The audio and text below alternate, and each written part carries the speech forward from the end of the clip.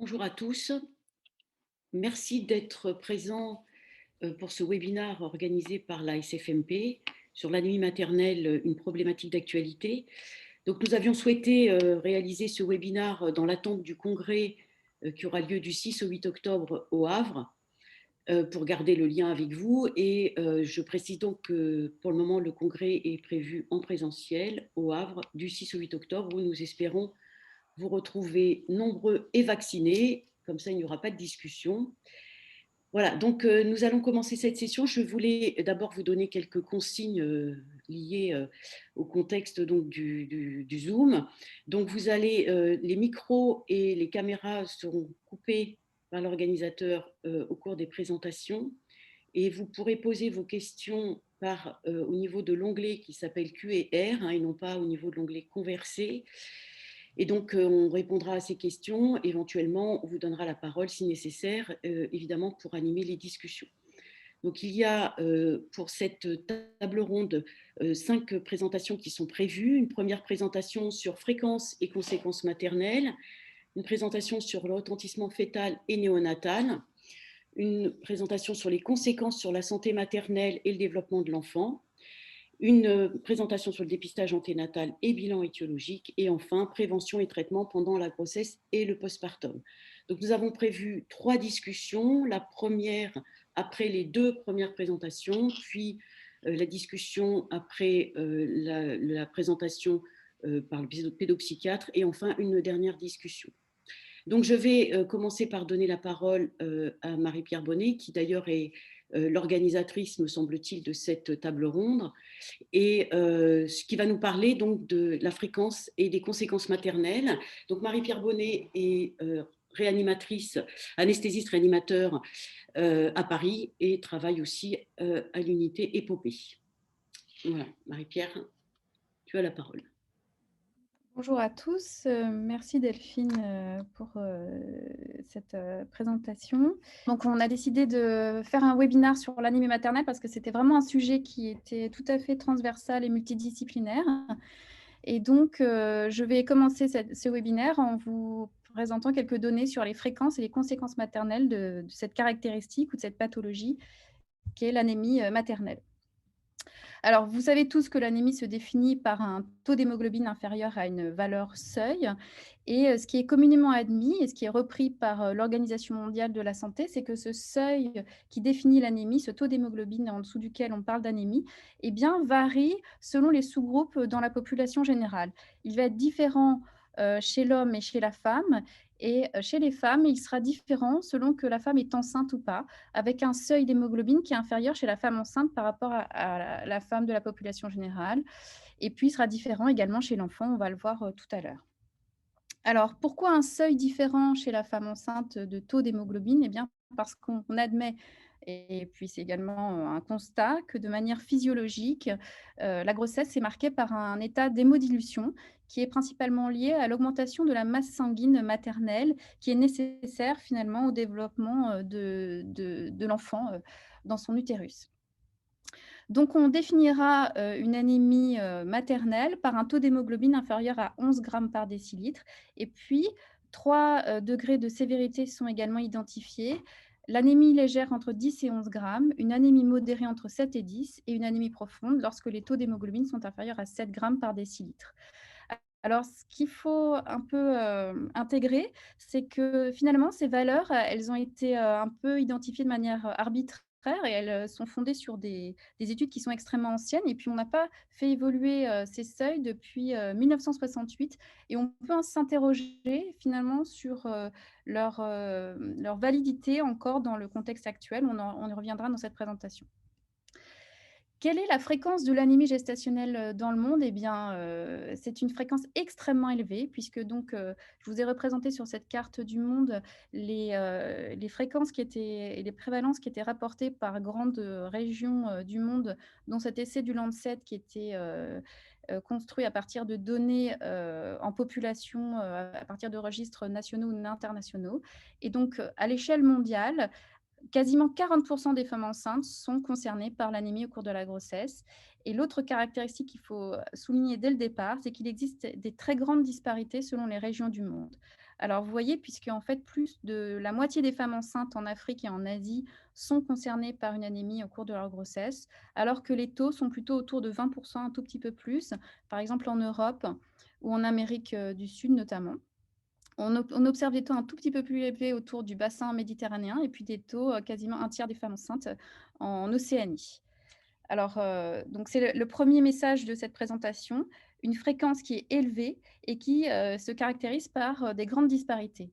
Pourquoi des grandes disparités? Eh bien, parce que finalement, on parle, d'une pathologie qui a des causes extrêmement différentes et notamment avec des causes qui sont très variables d'une région du monde à l'autre, puisqu'en Afrique, par exemple, l'anémie qui est liée au paludisme est extrêmement fréquente et alors qu'elle est anecdotique, par exemple en France. Par ailleurs, la sévérité de cette anémie sera également très variable d'une région du monde à l'autre. Et puis, on parle d'accès aux soins totalement différents, également en termes de politique de prévention.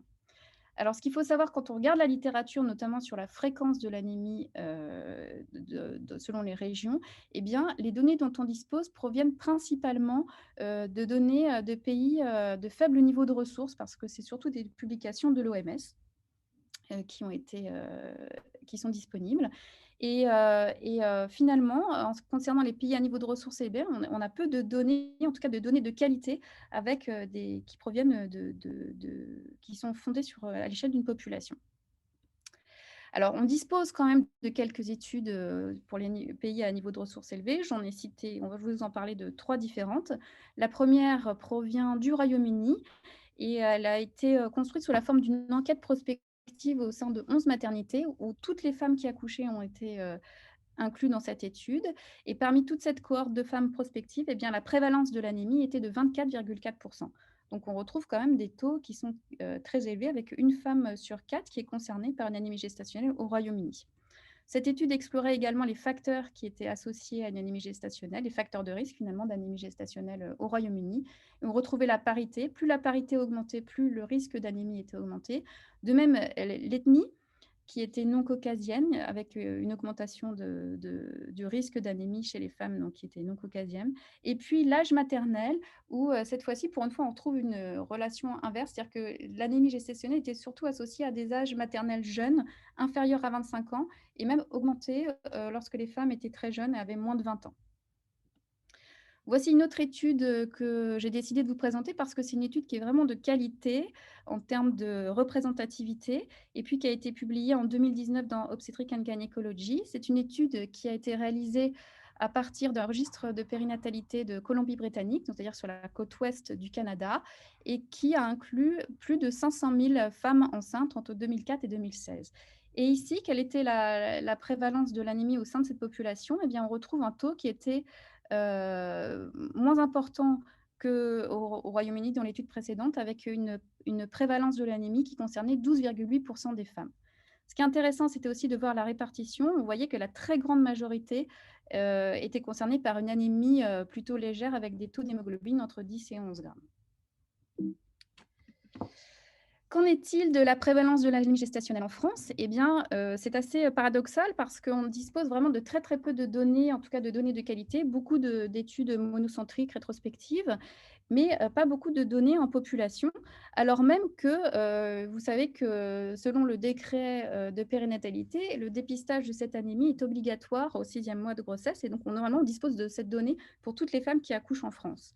Alors face à ce constat, nous on s'est interrogé un petit peu, on a essayé de donner des chiffres un peu sur cette prévalence en population de l'anémie en France et c'est un travail qui avait été réalisé par un étudiant en master qui s'appelle Jérôme Guignard et qui avait été encadré par Catherine de Neutaro et moi-même. Et nous avions décidé d'utiliser des données qui étaient issues de l'enquête EpiMoms que vous connaissez et qui s'intéressait à la morbidité maternelle sévère. Pour regarder un peu la prévalence dans la population générale de l'anémie, nous avons étudié cette pathologie au sein du groupe témoin de cette étude et nous avons retrouvé une prévalence qui était très proche des données canadiennes avec 16,3% des femmes donc en France, en tout cas dans cet échantillon représentatif, qui étaient concernées par une anémie en cours de grossesse. Et on retrouvait à nouveau que la très grande majorité des femmes étaient surtout concernées par des anémies légères entre 10 et 11 grammes, en sachant que nous avons utilisé le taux d'hémoglobine qui était mesuré juste avant l'accouchement, donc en toute fin de grossesse. Donc une pathologie qui est fréquente, beaucoup plus fréquente effectivement dans les pays à niveau de ressources faibles, mais qui existe et qui est très prégnant, qui est un problème de santé publique également dans les pays comme le nôtre. Vous savez que l'anémie gestationnelle, la cause principale, c'est la carence martiale dans 75 à 80% des cas, avec des facteurs de risque qui sont bien étudiés, tels que la précarité, la multiparité, les grossesses multiples. Mais il que d'autres causes sont aussi également rencontrées, sont souvent associées d'ailleurs avec la carence martiale, telles que le déficit en vitamine B12 ou en folate, ou encore des pathologies inflammatoires ou infectieuses. Et enfin, savoir rechercher aussi une hémoglobinopathie chez les femmes qui sont originaires du bassin méditerranéen. Pourquoi finalement cette importance de l'anémie par carence martiale au cours de la grossesse? Eh bien parce qu'en fait, il y aura un désaccord entre les besoins qui vont être fortement augmentés au cours de la grossesse et l'apport classique avec une alimentation normale.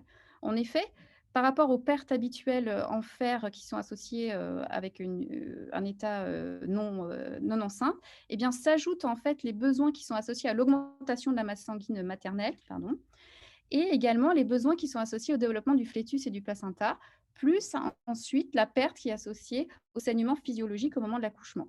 Donc au total, une femme enceinte pour toute sa grossesse, elle a besoin de 1240 mg de fer, et alors qu'une alimentation normale n'apportera que 10 à 15 mg au total par jour, avec une absorption qui est de 10%. Donc vous voyez, l'absorption normale, c'est 1 mg par jour. Donc il y a vraiment une disproportion entre les apports et les besoins, d'où cette carence martiale qui est extrêmement fréquente et qui va se traduire fréquemment également par une anémie au cours de la grossesse.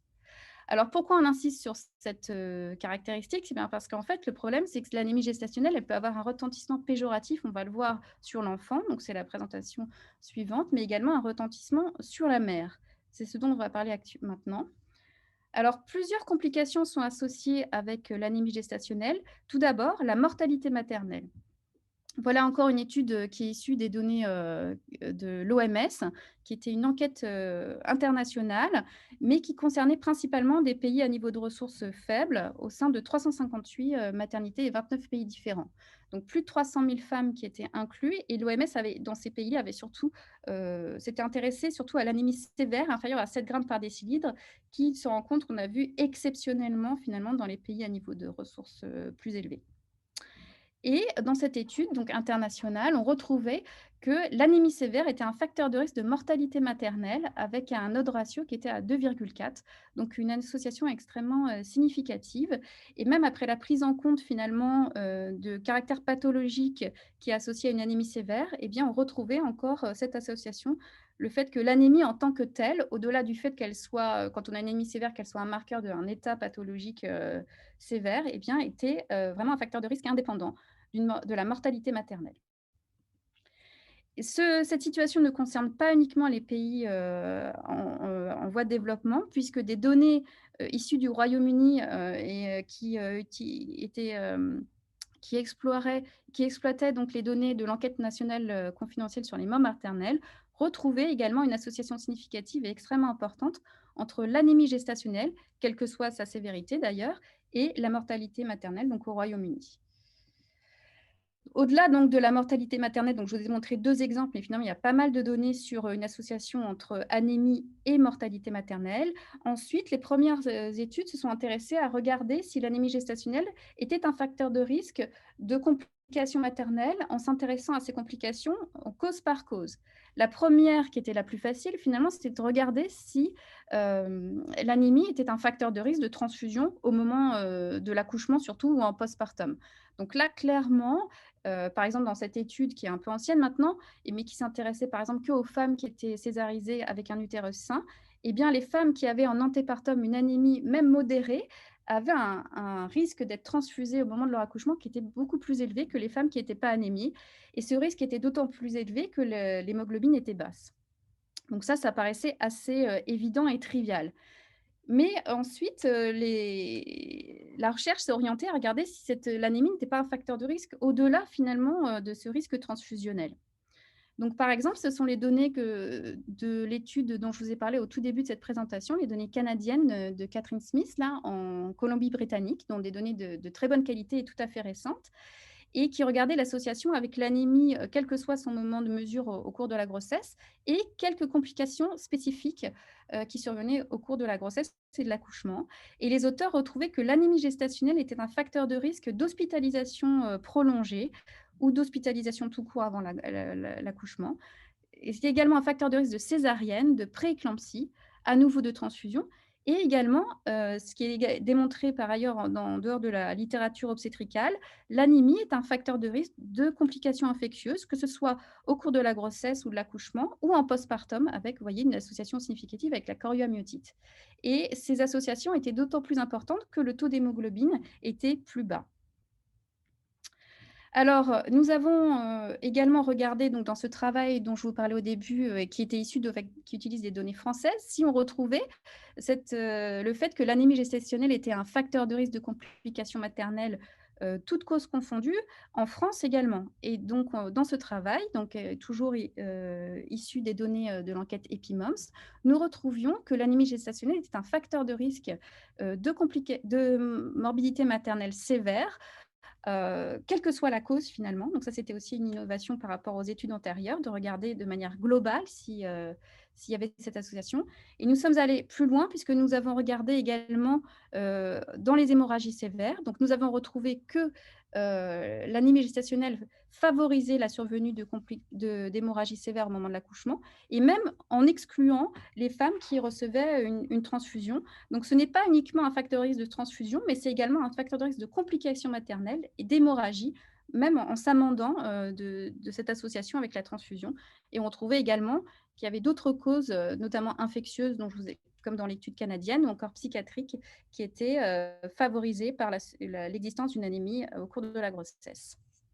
Alors, de manière intéressante, nous avons retrouvé que cette association entre l'anémie et plus largement le taux d'hémoglobine qui diminuait et la survenue d'une complication maternelle était associée et surtout augmentait plus le taux d'hémoglobine baissait. Mais de manière intéressante, surtout, nous avons retrouvé qu'il y avait une association avec la survenue de complications maternelles, même lorsque les valeurs de l'hémoglobine étaient supérieures à 11 grammes. Et en fait, le seuil serait plutôt autour de 13 grammes. C'est-à-dire que les femmes qui avaient entre 11 et 13 grammes, elles avaient plus de complications que celles qui avaient plus que 13 grammes. Ce qui remet un peu en question finalement ce que je vous disais au départ de ces valeurs seuil de 11 grammes qui sont un peu anciennes et qui sont un peu décidées de manière arbitraire pour définir une anémie en cours de grossesse. Et ces données ont également été confirmées par cette étude qui s'intéresse encore à l'association entre le taux d'hémoglobine et la survenue de complications maternelles. Mais l'origine, c'était qu'elle utilisait une anémie qui était diagnostiquée au premier trimestre de grossesse, donc une anémie très précoce au cours de la grossesse, et voir si cette anémie précoce favorisait la survenue de complications après 23 semaines ou jusqu'à 42 jours en postpartum, en considérant à nouveau ces complications de manière globale et non pas cause par cause comme les premières études. Et de manière tout à fait, pertinente, on retrouve quasiment la même association que celle que je vous ai montrée précédemment. C'est-à-dire qu'une anémie en au premier trimestre, comme l'anémie en fin de grossesse, favorise la survenue de complications maternelles et que finalement, le seuil d'hémoglobine pour lequel on retrouverait un risque de complications augmentées ne se trouve pas autour de 11 grammes, qui est figuré par la ligne rouge, mais plutôt autour de 13 grammes. Donc c'est très intéressant parce qu'actuellement, il y a vraiment un débat dans la littérature et une remise en question de ces seuils qui définissent l'anémie dans la population générale, mais aussi chez les femmes enceintes. Et c'est d'ailleurs, je vous ai mis une copie d'écran, c'est un sujet actuel de recherche au sein de l'OMS pour savoir s'il faut redéfinir et comment le faire, les seuils d'hémoglobine qui sont utilisés pour diagnostiquer une anémie.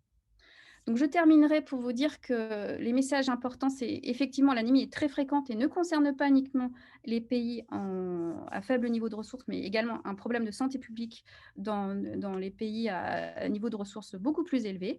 En France, une femme sur 6 va être concernée par une anémie au cours de sa grossesse. Et c'est important de l'identifier. Pourquoi? Parce qu'on a vu que cette anémie était un facteur de risque de complications maternelles, que ce soit de manière globale ou par cause et au-delà de la transfusion, et même un risque de complications de mortalité maternelle, et que ce risque, il est modifiable puisqu'on peut prévenir une anémie ou la traiter.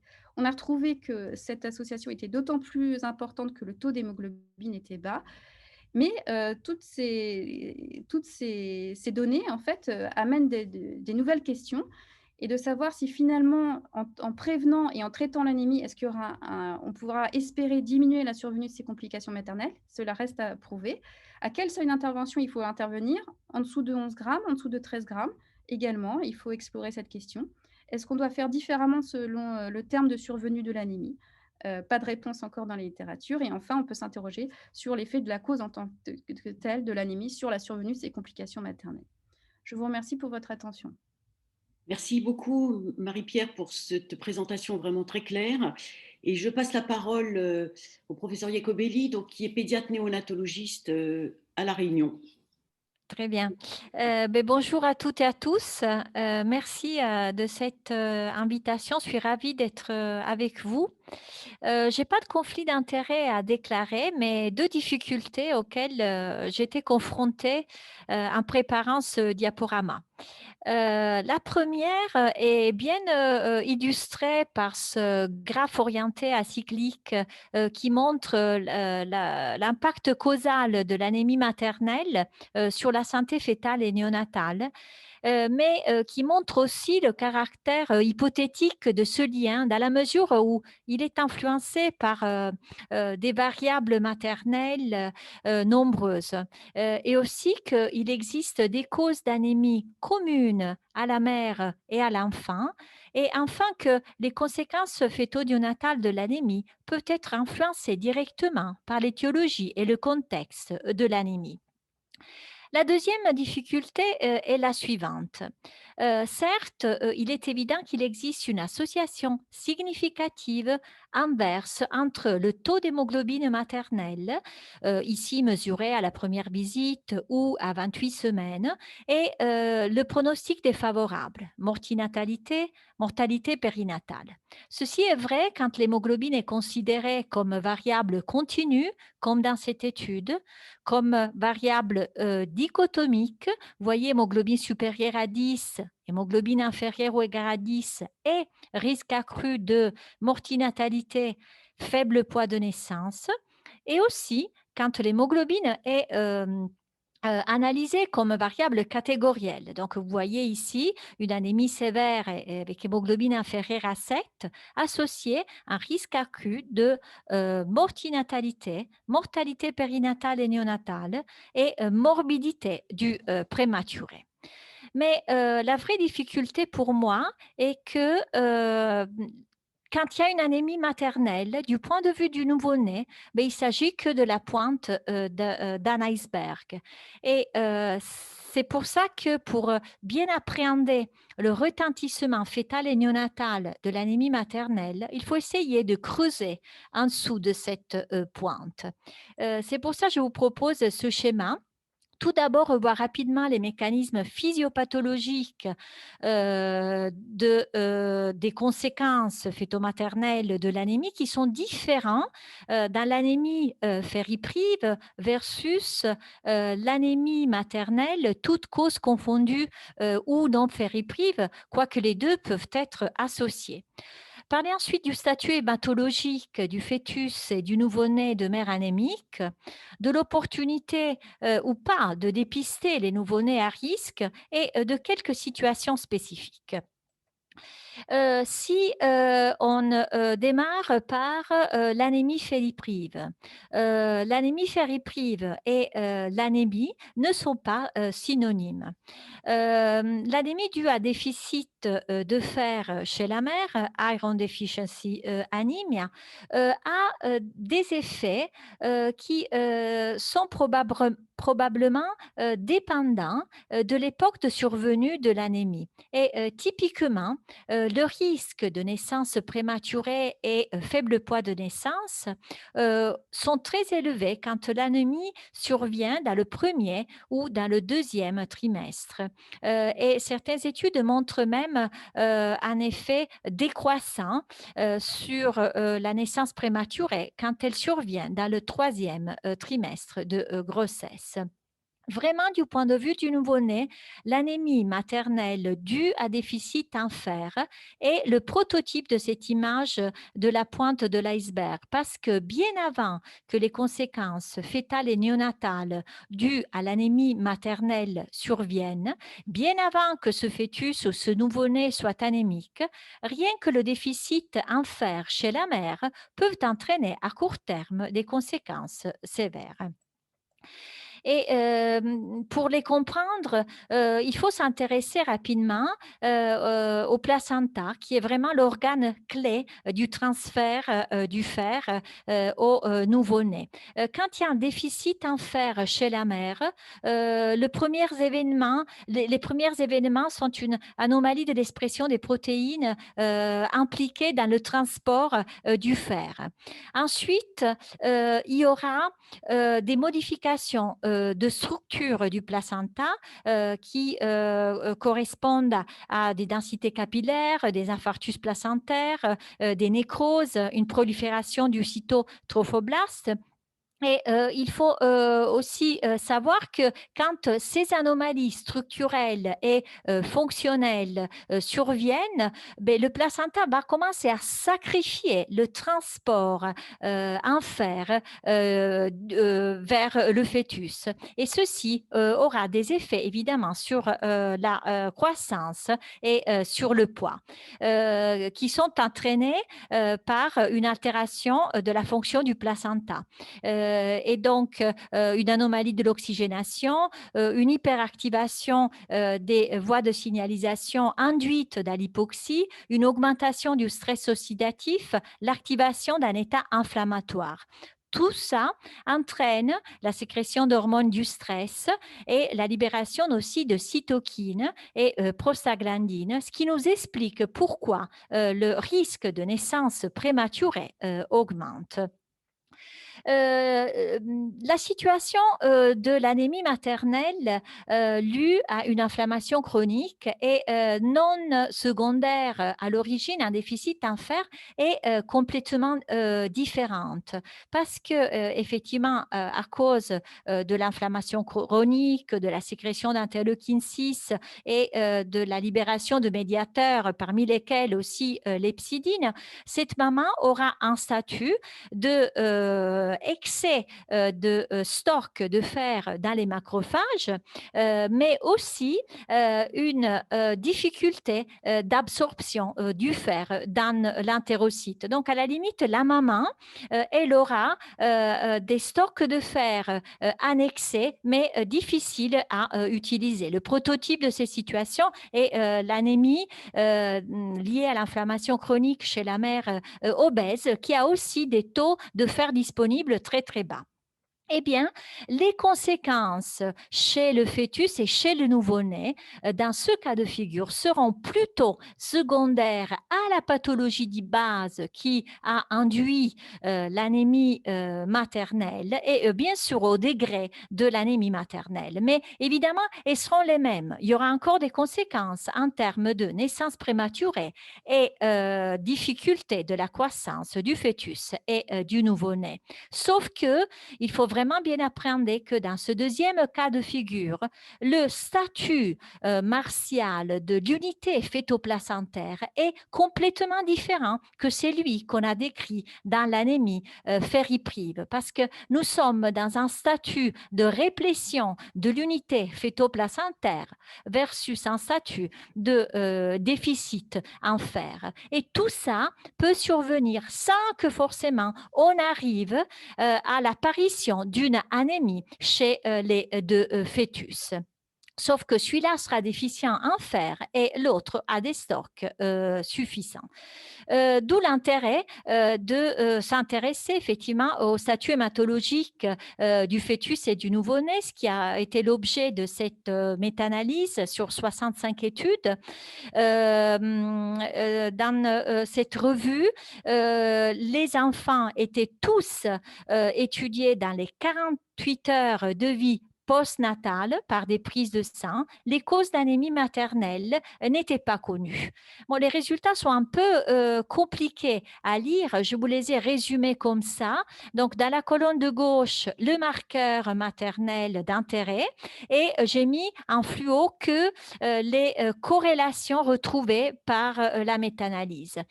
Donc, vous voyez une corrélation très faible entre l'hepsidine maternelle et celle du nouveau-né. Et vous voyez aussi que le marqueur maternel qui est mieux corrélé au statut martial ou hématologique du nouveau-né et le fer plasmatique ou série, même si cette corrélation est très faible. Et il en est de même pour la corrélation entre l'hémoglobine maternelle et le statut ferrique du nouveau-né, qui reste aussi, elle, très faible.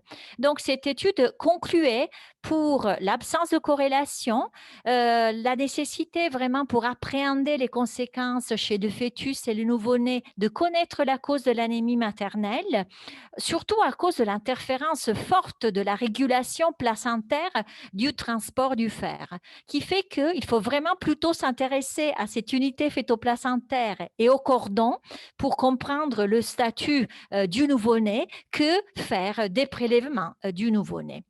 Et en fait, c'est ce qui a été fait dans des études contemporaires à la méta-analyse.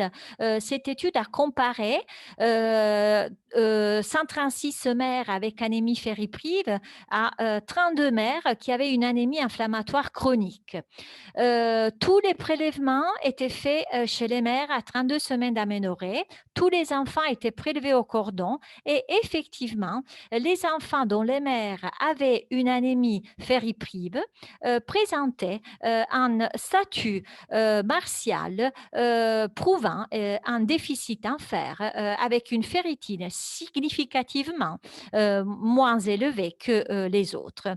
Et il en est de même dans cette étude où des nouveau-nés contrôles ont été comparés à des nouveau-nés de mère avec anémie ferriprive, différents degrés d'anémie. Eh bien, ces derniers présentaient un statut vraiment des indicateurs de l'état martial très en faveur d'une carence en fer. Et de manière intéressante, les mamans de ces enfants, quand elles avaient une anémie sévère ou modérée, avaient aussi des taux significativement plus bas de fer et de micronutriments dans le lait maternel aux alentours des 15 jours d'une lactation bien instaurée. Donc, faut-il dépister le nouveau-né à risque? Oui, selon cette revue récente publiée sur Néonatologie, qui identifie aussi comme catégorie à risque le prématuré, le bébé de mère anémique ou avec déficit martial, celui de mère diabétique, obèse ou tabagique. Et de préférence sur le cordon, nous dit cette revue, en raison de la fonction placentaire qui complexifie la compréhension du phénomène. Et effectivement, il y a une étude pilote récente qui a étudié chez des enfants à risque 10 RCU, 10 bébés de mère diabétique et 10 grands prématurés, le statut martial au cordon en comparant à 20 enfants qui n'avaient pas de facteur de risque. Cette étude a retrouvé que 16% du groupe à l'étude, soit 5 enfants sur 30, avaient effectivement un statut au cordon qui pouvait faire pressentir un déficit en fer. Et ces auteurs s'interrogent sur la pertinence d'un démarrage plus précoce de la thérapie en fer chez ces bébés par rapport à la population non à risque. Parce que bien évidemment que tous les paramètres hématologiques des enfants de l'étude en question étaient absolument comparables et qu'il n'y avait aucune différence, notamment du taux d'hémoglobine ou des réticulocytes dans cette étude. Une dernière diapo pour vous montrer une situation qui m'est chère, la grande prématurée, en plus d'une étude faite par l'équipe l'équipe bourguignonne où je travaillais pendant longtemps, ils se sont intéressés à l'association entre l'hémoglobine maternelle mesurée dans les 24 heures aux alentours de l'accouchement et le pronostic du grand prématuré de moins de 32 semaines en classifiant la population, la cohorte des mères en quartile pour le taux d'hémoglobine. Et donc, le quartile le plus bas, hémoglobine dans les 24 heures aux alentours de l'accouchement inférieur ou égal à 10,7 grammes, était associé de manière significative à un mauvais pronostic du nouveau-né défini par décès ou survie avec anomalie neurologique majeure, ceci à l'analyse multivariée après ajustement pour de multiples variables de confusion. En conclusion, le retentissement fœtal et néonatal de l'anémie maternelle entraîne les mêmes conséquences, mais les mécanismes responsables sont différents en fonction du type d'anémie maternelle. Il est ainsi important d'établir le statut martial du nouveau-né et les facteurs de risque de carence martiale précoce parce que la prise en charge du nouveau-né de mère anémique doit être peut-être individualisée. Merci de votre attention. Merci Sylvia. Donc la discussion est ouverte. Du coup, donc il n'y a pas beaucoup de questions sur le chat. Je vais lire la première. On voit qu'il y en a une. Et si vous souhaitez poser une question oralement, je vous rappelle que vous pouvez lever la main et on vous donnera la parole. Alors, je lis la question. Que pensez-vous d'une patiente enceinte, 7 mois, ferritine basse entre 5 et 15, malgré prise de fer depuis 4 mois, hémoglobine normale? Y a-t-il un risque également de retard de croissance intra-utérin? C'était le cas pour sa grossesse antérieure. Tu dois voir la question aussi, Sylvia. Donc, patiente enceinte à 7 mois avec une ferritine basse malgré une supplémentation depuis 3 mois en fait. Et la question, est-ce qu'il y a un risque de retard de croissance intra-utérin, ce qui était le cas pour la grossesse antérieure? La question est plutôt pour un gynéco-obstétricien. Peut-être vous voulez tenter de répondre, les amis. Alors, je fais appel à un ami et notamment à Charles Garabédian. Ah ben voilà. Je ne sais pas s'il y a un lien formel entre une ferritine basse, malgré une supplémentation en fer, et un retard de croissance intra-utérin. Non, pas forcément. Et puis après, ce sera aussi, j'imagine, un des topos d'Estelle, du topo d'Estelle à la fin pour la prise en charge de l'anémie en cours de grossesse, en voyant éventuellement quelle prise en charge on peut faire en cas d'échec d'un traitement oral. Ça, c'est une vraie question chez les patientes qui ont ça et qui restent avec un dosage de fer qui reste, une ferritine qui reste basse. J'en profite puisque j'ai la parole en tant que co-animateur pour une question pour Sylvia. Sur ces études-là, est-ce que les auteurs dans les centres dans lesquels c'était réalisé, dans lesquels les études étaient réalisées, est-ce qu'il est réalisé le clampage tardif? Puisqu'on sait que ça peut avoir un impact très important pour l'anémie néonatale et encore plus dans les contextes particuliers de grands prématurés. Merci pour la question parce que je me la suis posée et j'ai failli écrire aux auteurs. C'est pas détaillé dans les papiers, mais je pense que ce point est un point crucial. Et en préparant ce topo, je me suis presque rendu compte que si on faisait une analyse basée sur l'individu, des méta-analyses qui s'intéressent aux bienfaits ou pas du clampage retardé du cordon, il faudrait vraiment considérer tous ces aspects parce que probablement des enfants qui ont un statut ferrique faible, ils bénéficieraient mieux que les autres qui n'ont ni d'anémie ni de déficit. On ne parle pas des prématurés, bien évidemment, de ce clampage tardif. Et j'ai presque eu envie de faire une étude là-dessus. Voilà, donc je ne sais pas répondre à ta question. Alors, dans la conversation, là, je vois que Thierry Harvey, que je salue au passage, fait beaucoup de commentaires. Est-ce que Thierry, tu ne voudrais pas prendre la parole parce que je vois que tu as des éléments à nous apporter? Plein de choses. Plein de choses. Enfin, je vais faire mes conflits d'intérêts avec toutes les boîtes qui vendent du fer. La première des choses, c'est l'obligation de l'anime à 6 mois, c'est bien trop tard. Il faut en faire une le plus tôt possible. Et nous, ce qu'on fait, c'est qu'on fait une ferritine, enfin comme plein de gens, et que quand tu as une ferritine qui est inférieure à 30 ou 40 en début de grossesse, tu sais qu'elle va être plombée. Ensuite, il y a des gens qui ont des alimentations particulières, je pense les végétariens, les véganes, les Anglaises qui boivent 3 litres de thé et mangent de la viande bouillie, les gens qui mangent cachère, etc. Tout ça, c'est des points à voir assez facilement. Et il y a un autre produit, c'est pour ça que j'ai essayé de le glisser. Il y a deux choses, pardon. La première des choses, il y a un super article du Lancet Dermato qui date de l'été 2019 de mémoire, qui montre que le fait de prendre du fer, non pas tous les jours, mais un soir sur deux, tu augmentes son absorption, parce que du coup, au lieu d'avoir un taux de fer sérique stable, tu vas le faire moduler, et du coup, avec l'hepsidine, tu vas faire entrer plus de fer au niveau de l'entérocyte.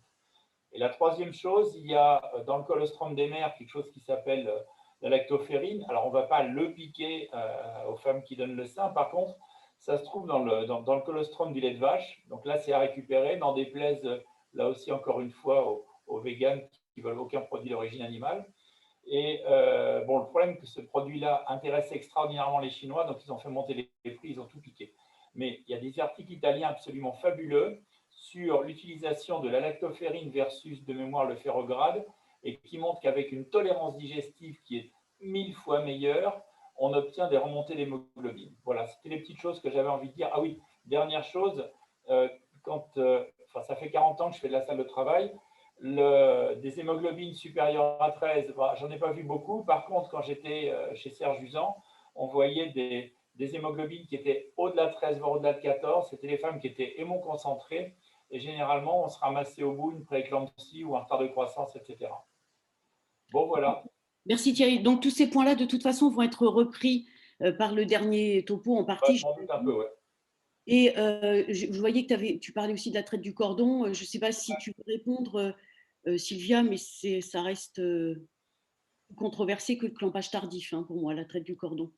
Oui, la traite du cordon, c'est vrai qu'il me semble qu'elle est plutôt validée dans les conditions un peu dégradées de la naissance d'extrêmes prématurés par césarienne pour des raisons logistiques.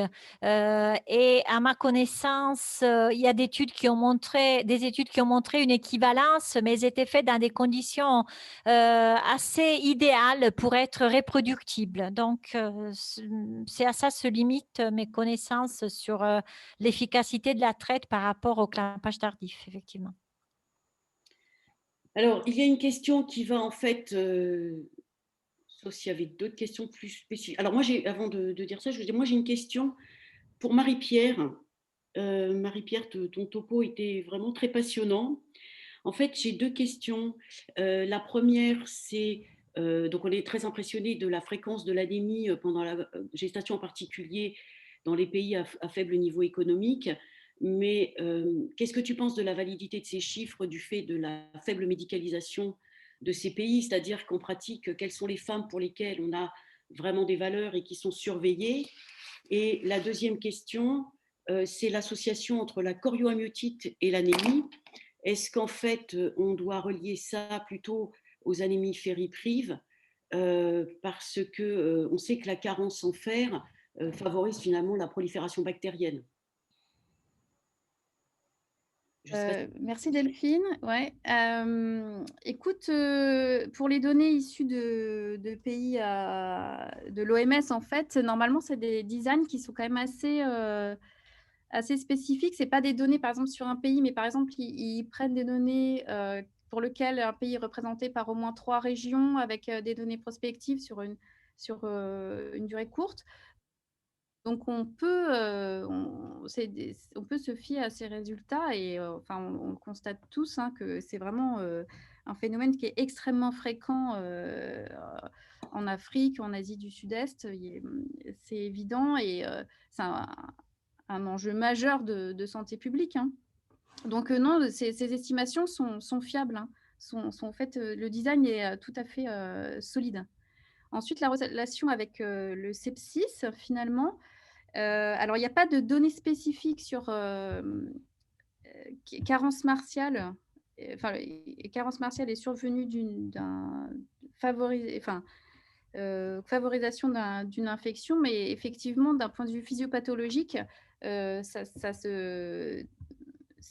c'est soutenu, oui, l'effet d'immunosuppression, en fait, qui est lié à la carence martiale. Et surtout, c'est un phénomène qui est largement rapporté pour les anémies préopératoires, en fait, qui sont des facteurs de risque de complications de sepsis post-op. Donc, en fait, on n'est pas juste focus sur le risque de saignement et de transfusion, notamment quand on est anesthésiste. C'est vraiment le premier truc qu'on regarde, c'est qu'on va être amené à mettre en place des mesures de récupération du sang, etc. Où l'idée est d'augmenter en préopératoire le taux d'hémoglobine pour prévenir le risque transfusionnel, mais c'est vraiment au-delà pour prévenir les complications infectieuses. Ça, c'est largement démontré. Et c'est un phénomène qui existe dans les pays avec des niveaux de ressources élevés. Et on sait que dans ces pays-là, c'est quand même la carence martiale, en plus, qui domine largement les causes d'anémie. Hein. Donc, effectivement, c'est ce que tu suggères, même si ce n'est pas clairement démontré, que la carence martiale est à l'origine de ce risque infectieux. Merci beaucoup. Alors, je ne sais pas, il y a une main levée, c'est ça? Je voyais un petit message. Oui, de quelqu'un qui s'appelle Pascal, au féminin. Sinon, dans les questions, il y en a une autre sur la survenue de l'autisme, et c'est typiquement un lien pour le topo Voilà, d'après. je voulais dire pour cette question, ça enchaînera avec le topo d'après. Donc, est-ce qu'il y a une question orale? Bon, eh bien, écoutez, donc on va passer à la présentation suivante. Effectivement, comme le signalait Charles, nous avons une question à laquelle nous n'allons pas répondre, puisque elle concerne le risque de survenue de l'autisme, du TDAH en cas d'anémie au premier trimestre, parce que je pense que ça concerne en partie la présentation suivante, qui va nous être faite par le docteur Romain Dugravier, qui est pédopsychiatre à Paris, et qui va nous parler des conséquences psychologiques de l'anémie maternelle. Donc, Romain, tu as la parole, ils nous feront une discussion après ta présentation. Oui, bonjour. Merci beaucoup pour l'invitation. Donc vraiment, je vous remercie de m'avoir permis de parler en tant que pédopsychiatre d'anémie et grossesse. Mais j'avoue que dans les dernières semaines, j'étais un petit peu soucieux parce que je me disais, mais qu'est-ce que je vais bien pouvoir trouver? Ce n'est pas une pratique courante quand même de rechercher les anémies chez les femmes enceintes dans une suspicion de troubles de la relation ou de troubles du développement de l'enfant. Donc, je me suis penché sur la littérature. Il y a des articles, pas tant que ça, il y en a une petite cinquantaine. J'ai essayé de reprendre moi aussi des données épidémiologiques, mais juste pour me rassurer un peu, pour voir quelle était la fréquence. Donc, ce qu'on a déjà entendu tout à l'heure, dans les très bons topos, c'est finalement une problématique de santé publique. Et donc, dans les articles, j'en trouve une cinquantaine, mais à peu près 23 qui sont pertinents. Je vais essayer de vous résumer et je vais être obligé de faire des petits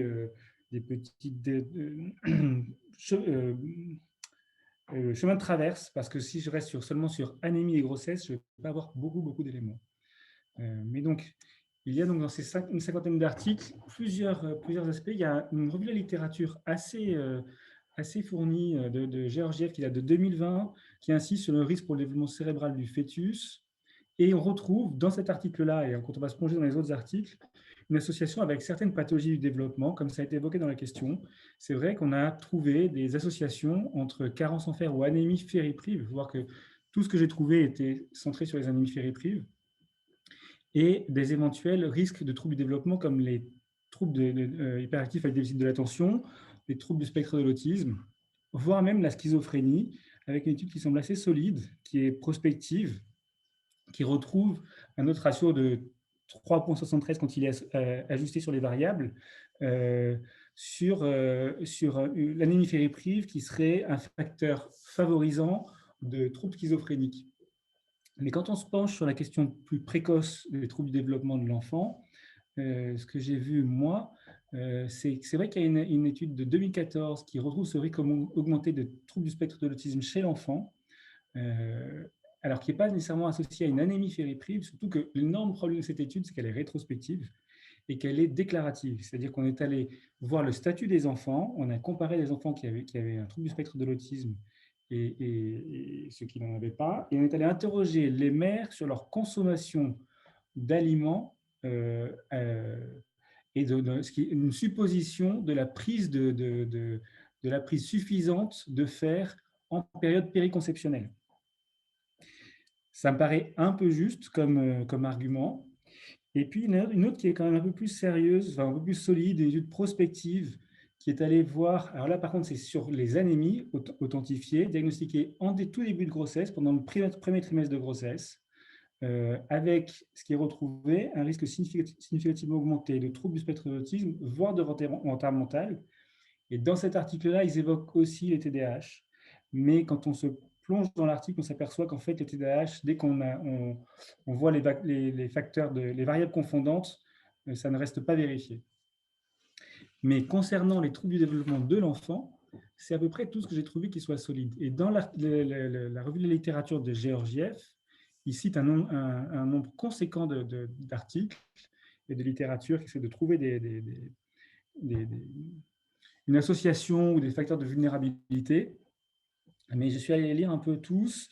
En fait, ce qu'on retrouve pour la majorité, c'est quand même des sous-échelles à l'intérieur des échelles de développement qui peuvent être concernées et avec donc des éléments qui ne sont pas extrêmement solides.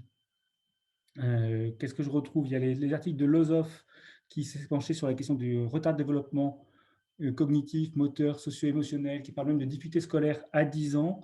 Mais je pense qu'il faut rester très, très, très prudent sur ce lien de corrélation. Il y a quand même une étude de Lukowski qui retrouve aussi, pareil, chez des jeunes adultes, des troubles de la mémoire de reconnaissance, c'est-à-dire un aspect de la mémoire déclarative et d'altération des fonctions exécutives. Là, c'est prospectif. Mais pareil, ce sont à chaque fois des sous-variables d'échelle de développement ou d'outils de mesure. Donc, c'est finalement assez bien résumé dans une revue systématique qui date de 2020, de McCann, qui repointe ça, le fait que la revue systématique sur la carence en fer, même pas les anémies fériprives, donc on trouve ces associations, mais que les résultats restent trop peu consistants, qui n'ont pas réussi à faire une méta-analyse parce qu'en plus de ça, les populations des différentes études recensées sont trop peu comparables, aussi bien sur anémie ou pas, anémie ou carence en fer, le taux d'hémoglobine quand c'est une anémie qui est retenue, et des populations avec des caractéristiques très différentes, avec de multiples facteurs confondants, comme les carences nutritionnelles, la précarité socio-économique, voire ce qu'ils appelaient disparentalité. Et dans cette revue de la littérature de McCann, eux, ils pointent que la supplémentation en fer serait peu probante sur arriver à prévenir les éventuels troubles. Donc vous voyez, ça me paraît, ça m'a paru en tout cas en reprenant tout ça, pas extrêmement solide pour pouvoir indiquer les carences en fer et les anémies fériprives comme facteurs de risque de troubles du développement spécifiques chez l'enfant. Après, quand on se penche sur la question de la santé mentale de la mère, on retrouve quand même une association, semble-t-il, dans plusieurs études sur carence en fer et ou anémie fériprive et dépression périnatale. Il y a une étude de 2014, de 2018, et puis une méta-analyse récente qui montre quand même cette association sur des dépressions aussi bien anténatales que postnatales. Alors ça m'intéresse plus, d'abord parce que c'est un champ clinique qui m'intéresse, et puis parce qu'on peut y voir une sorte de logique dans la congruence des symptômes entre les symptômes des anémies fériprives et les symptômes dépressifs dans cette période périnatale. C'est que les carences en fer et l'anémie sont associées avec une dégradation de la qualité de vie. Ça peut avoir des effets, une altération des capacités cognitives de la personne, une instabilité émotionnelle, voire une irritabilité, une apathie, l'asthénie bien sûr, des éventuels troubles de la concentration. Finalement, c'est toute une symptomatologie qui est classiquement décrite dans les dépressions périnatales. Pour faire une petite incise, les dépressions en période autour de la naissance de l'enfant, vous savez qu'elles sont très mal dépistées, sûrement on en dépiste seulement la moitié. Et pourquoi? Pour différentes raisons, mais entre autres, une symptomatologie parfois difficile à distinguer des manifestations classiques de la grossesse. Donc, l'asthénie, des troubles de l'appétit éventuels, c'est une irritabilité, des variabilités émotionnelles. C'est rare dans la dépression périnatale que les femmes expriment clairement une tristesse de l'humeur, des désirs de passage à l'acte ou des idées noires. Et puis alors, par contre, si on élargit un peu au-delà de la question de l'anémie pendant la grossesse et santé mentale de la mère et de l'enfant, mais qu'on va jusqu'aux anémies postnatales. Là, il y a quand même des travaux qui sont intéressants, parce que c'est la même équipe qui a fait un suivi de cohorte assez long, enfin, pas très long, mais en tout cas assez poussé sur différents aspects. Donc, c'est les équipes de Bird et Murray Kolb. Ils ont fait ça en Afrique du Sud, alors sur une population qui n'est pas du tout caractéristique d'une population générale. Ce sont des jeunes femmes pauvres. Mais j'ai trouvé ça intéressant parce qu'ils font une inclusion alors, à 6-8 semaines du postpartum, donc on est un peu border par rapport à notre sujet, mais avec 2 temps de mesure où ils prennent des échelles de dépression, de comportements parentaux, de développement de l'enfant et d'interaction. Les 2 temps de mesure, c'est à 10 semaines du postpartum, à 9 mois du postpartum, donc chez la mère comme chez l'enfant. Et ils utilisent 3 groupes, une randomisation avec un groupe contrôle et un groupe, les 2 autres qui sont anémiés avec placebo ou avec supplémentation en fer. Et il y a un modèle qui n'est pas inintéressant parce qu'il retrouve une association assez solide entre l'anémie postnatale, le stress, la dépression, les compétences cognitives chez les mères africaines pauvres. Et ils ont trouvé, eux, dans leur étude, que le sous-groupe avec la supplémentation en fer avait une amélioration de ces symptômes entre l'inclusion et les 9 mois de vie de l'enfant. Ils sont allés aussi se pencher sur le développement de l'enfant, donc toujours à 10 semaines et à 9 mois. Et on trouve clairement que les enfants de mère anémie ont moins bon score de développement aux 2 temps de mesure, aussi bien sur le score global de développement que quelque chose de beaucoup plus spécifique du mouvement main-œil. Mais ils pointent quand même une limite de leur étude, c'est le fait qu'ils n'ont pas du tout mesuré l'éventuelle carence en fer chez l'enfant, donc ils ne pouvaient pas conclure sur le retard de développement de l'enfant s'il était associé aux troubles des interactions consécutives de la dépression parentale ou alors à une éventuelle carence en fer chez l'enfant. Mais toujours dans cette même étude, ils sont allés chercher aussi les attitudes maternelles et les interactions. Et ce qu'ils retrouvent, c'est qu'à l'inclusion comme à 9 mois, ces mères qui donc sont anémiées, qui ont pour un certain nombre des symptômes dépressifs associés, ont aussi tendance à être moins disponibles pour leur enfant, ce qu'ils appellent moins répondantes, c'est-à-dire moins ajustées dans la relation, plus contrôlantes de leur enfant, et qu'à 9 mois de vie de l'enfant, elles sont plus négatives, moins adaptées, moins ajustées, moins sensibles aux besoins et aux manifestations du bébé. Elles s'engagent moins dans la relation aussi, sont moins répondantes toujours. Donc, en fait, la conclusion de ce travail-là, mené sur plusieurs papiers, c'est que l'anémie par carence massiale a des effets sur la dépression maternelle, postnatale, que on peut voir clairement une altération des interactions mère-enfant à 10 semaines et à 9 mois. Et ils ont retrouvé que la supplémentation en fer pouvait protéger ces éventuels troubles des interactions et le trouble du développement. Il y a une autre étude plus récente qui retrouve une association entre ferritine maternelle et infantile et la qualité de l'interaction dyadique. Mais d'abord, je n'ai pas trouvé papier intégral. C'est Suley, c'est un auteur qui travaille avec Murray Kolb et Bird, et je pense que c'est au Bangladesh son travail, je crois, mais ça ne me paraît pas encore très, très solide. Donc tout ça pour dire quoi? Pour dire que j'ai beaucoup, je me suis pas mal angoissé dans la présentation de ce topo parce que je me disais que ce n'était pas super solide. Il se trouve que j'en ai parlé avec une de mes patientes il y a 2 jours en disant je dois faire cette présentation, je ne sais pas comment je vais y arriver. Elle me dit mais arrêtez, c'est simple. En plus, je vois très bien de quoi vous parlez. Moi, j'ai eu 7 enfants, j'ai été anémie à chaque fois. Et l'anémie, ça me déprime. Je trouvais ça assez intéressant qu'elle le dise aussi de manière aussi triviale. Et en tout cas, j'en avais le souvenir. Et puis moi, la supplémentation en fer, ça n'a jamais rien changé. J'ai toujours mon humeur resté assez stable. Mais donc, pour essayer de rassembler tout ça, je crois que s'il y a quelque chose qui peut nous intéresser dans le champ de la santé mentale et des anémies ferriprives, quand on a cette idée de la fréquence en population générale, qui fait que donc, comme ça a été dit, c'est un problème de santé publique, ça mérite encore de porter l'effort sur un dépistage peut-être plus systématique des dépressions, peut-être de voir s'il y a une association, mais ça, bon, vous l'avez vu, c'est quand même pas extrêmement solide. Mais pourquoi un dépistage plus systématique des dépressions? Parce que je l'ai dit tout à l'heure, c'est trop mal repéré. Or, on connaît les conséquences des dépressions périnatales à vraiment court terme.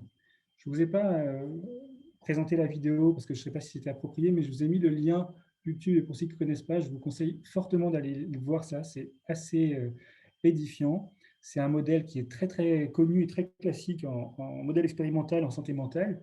c'est le modèle du visage impassible, qui est une sorte de modélisation de ce que peut être l'interaction parent-enfant dans les premiers mois, hein, c'est entre 2 et 9 mois, quand le parent est déprimé. C'est Tronic qui a développé ça, peut-être que vous connaissez tous, mais j'en dis 2 mots quand même. C'est cette idée que quand on est déprimé, il y a cette fameuse apathie, l'asthénie, l'éventuelle irritabilité. En tout cas, il n'y a plus la disponibilité, la synchronie relationnelle. L'hypothèse forte des dépressions périnatales et des conséquences pour la relation parent-enfant, c'est que le parent n'est plus ajusté, ne trouve plus le bon rythme dans les échanges avec l'enfant, dans cette fameuse synchronie, interaction mutuelle ou synchronie relationnelle. Donc Tronic, il a essayé de modéliser ça avec ce qu'on appelle l'expérience du visage impassible. Il demande à des parents qui n'ont pas de difficultés particulières d'interagir avec leur bébé, et puis, au bout de quelques minutes, de rester totalement immobile et sans réponse face à leur enfant. Et il a décrit très bien une sorte de triade, enfin pas interactive, une triade réactionnelle de l'enfant face à l'impassibilité parentale, qui est d'abord la tentative de réanimer le parent, de le faire réagir, une forme d'anxiété dans un second temps qui émerge, et puis ça se poursuit, ce que vous voyez en bas de la capture d'écran, un enfant qui finit par se détourner de son parent, comme si le voir aussi peu réactif était insupportable. Ça, c'est un modèle très puissant en périnatalité, des dysynchronies interactionnelles, et c'est assez vérifié que c'est une des formes d'expression des dépressions périnatales. Voilà. Et donc, excuse-moi, oui. Tu as quelque chose, parce que nous, on ne voit pas d'image. Ah, ça c'est embêtant. Parce que moi, je pensais que tu n'avais pas de diaporama. Ah non, je suis désolé, mais je suis en train de défiler le diaporama depuis tout à l'heure. Je suis désolé. Mais je vais vous le montrer maintenant. Le reste, je pouvais le faire comme ça, mais je vais vous montrer l'image parce qu'elle est intéressante. Voilà, désolé. Le reste, ce n'était pas un problème, mais je voulais vous montrer cette image-là qui est intéressante. C'est une capture d'écran de cette vidéo d'Edward Tronic sur le modèle expérimental du visage impassible. On trouve en 2 secondes sur YouTube. Et ça reste très, très signifiant de ce qu'on peut voir, de comment le bébé interagit dans une sorte de spirale interactionnelle avec son parent. Et quand celui-ci n'est plus disponible parce qu'il est pris dans autre chose, qui reste inexpressif, on voit cette triade, vous voyez là, d'abord, on ne le voit pas très bien là, mais un premier temps où il essaie d'abord de réveiller son parent, de l'animer, un deuxième temps où il semble s'angoisser et paniquer un peu de ce qui se passe, et un troisième temps où il finit par se décourager complètement et se détourner de son parent. Ça, c'est un modèle expérimental de ce qu'on peut vivre dans les dépressions périnatales, sachant que l'idée dans les dépressions, c'est que ça se répète. Ce n'est pas le fait qu'il y ait une interaction qui soit pathologique, c'est la continuité de cette interaction dysfonctionnelle et la difficulté du parent, du fait de son asthénie, de sa fatigue, de son indisponibilité psychique, qui ne peut pas se réajuster face aux demandes de l'enfant. Donc, tout ça pour dire que je finis par faire une petite pirouette entre anémie fériprive et dépression périnatale, où on voit cette superposition potentielle, et l'importance donc de faire du dépistage des dépressions périnatales. C'est ce qu'on essaie de faire en ce moment avec Elie Azria à la maternité de Saint-Joseph, et on pourra, je pense, voir s'il y a des corrélations avec l'hémoglobine. Je n'y avais pas pensé, mais c'est ce topo qui me fait penser. Et l'importance aussi, dans ces prises en charge, quand on voit des parents qui commencent à être très fatigués, très peu disponibles et qui sont dans les premiers temps de la relation à leur enfant, de réfléchir à la mise en place de thérapie pour les aider à surmonter cette période-là, dans des approches bifocales, qui soient à la fois la prise en charge symptomatologique de l'adulte et une prise en charge du trouble des interactions potentielles. Voilà, et puis je vous ai dans quelque chose qui est illisible, mais vous aurez le topo, qui est les meilleurs articles retrouvés sur conséquences des anémies fériprives durant la grossesse et en postnatal immédiat sur la santé mentale des enfants et des parents. Et encore une fois, pour essayer de répondre à la question, je serai très, très, très prudent sur l'association entre TSA et anémie durant la grossesse. Voilà, merci à vous. Donc, en pratique, a priori, si on fait la synthèse, les conséquences de l'anémie maternelle chez l'enfant sont pour le moment pas prouvées. Non, c'est trop fragile. En revanche, il semblerait que le retentissement de l'anémie chez la mère est important, en particulier donc, en postpartum, sur le risque de dépression du postpartum. Je pense qu'une anémie pendant la grossesse en post-natal immédiat doit faire interroger sur une dépression périnatale nécessairement et faire un diagnostic différentiel. Voilà. Et à l'inverse, donc du coup, maintenant, quand tu vas voir une femme avec une dépression du postpartum, tu feras une numération? En tout cas, dans une étude de cohorte importante, comme on essaie de le faire là à Saint-Joseph, je pense que ça vaudra le coup, oui, pour voir si on retrouve ces fameuses corrélations. D'accord.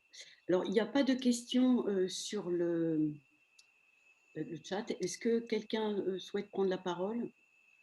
Poser une question? Non, je voulais conforter un petit peu ce que disait Romain en tant qu'obstétricien. C'est très difficile après de faire la part des symptômes entre anémie et dépression, on va dire déjà en anténatal, encore plus en postnatal avec toute la gestion à côté quotidienne de l'arrivée d'un enfant. Mais c'est vrai qu'on est de plus en plus sensibilisé dans les équipes, en tout cas pour le dépistage en anténatal alors de l'anémie, ça c'est clair, mais aussi maintenant de la dépression, où c'est des questions qu'on ose beaucoup plus poser qu'il y a, je pense, quelques années, en tout cas dans notre centre. Hein, et que c'est vrai que sur les symptômes qu'on classe trop facilement anémie, peut-être je pense aussi le message pour nous tous, c'est de se dire, est-ce que c'est vraiment l'anémie ou est-ce qu'il n'y a pas quand même aussi une dépression qui est associée? Ouais, c'était plus une remarque finalement qu'une question. Je crois que c'est vraiment le message le plus important et le plus pertinent de ce que j'ai pu extraire de la littérature.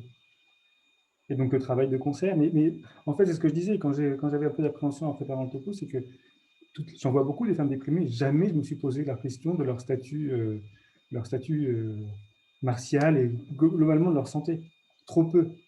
Et je pense que c'est vraiment la question de notre travail conjoint qui permet de surmonter ces limites-là. Oui, je pense que c'est en effet une belle illustration. Donc, quoi, la médecine périnatale, c'est la collaboration de plusieurs spécialités qui doivent se parler et effectivement pour améliorer la prise en charge des patientes. Tout à fait. Exactement. Alors, merci. J'ai une petite question, c'est Catherine Deneux. Merci beaucoup Romain pour ton topo. Sur ce lien entre anémie et possible dépression, donc bon, tu viens de mettre tous les bémols qu'il faut sur l'interprétation de cette littérature, je me demandais si en dehors du contexte de la grossesse, alors c'est plus chez l'adulte et peut-être que je ne sais pas si tu sais, mais est-ce que dans la dépression en général, l'anémie est considérée comme un facteur de risque, une cause? Est-ce qu'il y a déjà eu des études sur ce lien en dehors du contexte obstétrical? Alors, je connais moins bien, mais j'ai trouvé un article qui en parlait comme un facteur de risque potentiel. Mais encore une fois, j'ai aussi repris un peu toute la littérature sur les facteurs de risque de dépression périnatale. Et quand il y a ces investigations-là où sont recherchées les éventuelles carences autres, la carence en fer est très rarement évoquée. C'est aussi un point qui vient fragiliser un peu cette dimension-là. Concernant la santé mentale de l'adulte, indépendamment de la grossesse, j'ai le souvenir, là, dans les derniers 15 jours, que j'ai trouvé un article qui en parlait, mais ça ne me semble pas non plus majeur, sauf par le modèle, je ne dis pas de bêtises,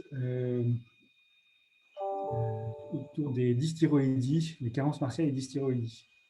Mais je connais trop mal, en fait, donc je vais dire des bêtises. Ce qui est compliqué, c'est que les carences martiales elles-mêmes, par exemple, ont un très fort gradient social.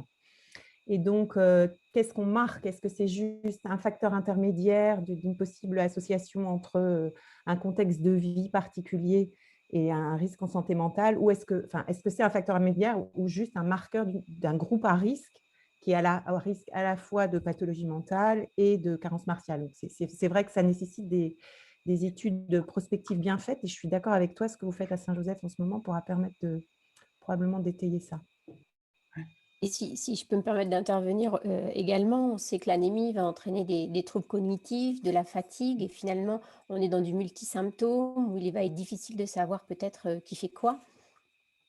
Après, les fameux troubles cognitifs, c'est quand même des troubles de la concentration et de l'attention, et c'est exactement ça qu'on va retrouver dans les troubles et les potentielles interactions dysfonctionnelles.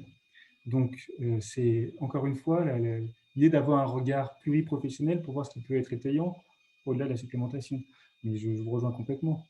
C'était intéressant de regarder la congruence symptomatologique. Merci. Merci beaucoup. Sylvia, tu as une question que tu peux peut-être poser en direct? Oui, merci Delphine. Je me demandais s'il existe des données françaises sur la fréquence du Pica syndrome, qui est assez fréquent à La Réunion et qui entraîne une anémie maternelle. Et je me demandais si voilà, il est associé à des troubles psychiatriques ou psychologiques de la mère pendant la grossesse. Alors, je pense que je peux m'engager sur le fait que les données nationales, nous n'en avons pas. Après, sur PICA et syndrome psychiatrique pendant la grossesse, votre question, c'est quoi? C'est si dans les PICA, on retrouve plus de syndrome psychiatrique? C'est ça, c'est ça. Euh, je ne saurais pas répondre à ça. C'est trop de la psychiatrie d'adulte pour moi. Je comprends. Voilà, que je cherche un peu. Merci. Ça marche. Merci pour ces présentations et puis pour tous ces échanges et ces remarques. Maintenant, on va écouter Ojiro, qui est gynécologue obstétricienne à Paris et qui va justement, puisqu'on tourne un petit peu autour depuis tout à l'heure, hein, sur le dépistage anténatal et puis donc sur l'importance du bilan étiologique. Bonjour à tous, merci beaucoup de m'avoir invité pour parler ici. Donc en effet, je vais vous traiter le dépistage anténatal et le bilan étiologique. Alors finalement, ça aurait pu tenir en 2 diapos. J'ai fait un tout petit peu plus long pour vous expliquer un petit peu les étiologies avant de rentrer dans le bilan étiologique. Mais finalement, pour dépister l'anémie, on va tous être d'accord, il n'y a qu'un examen à réaliser, c'est la numération formule sanguine.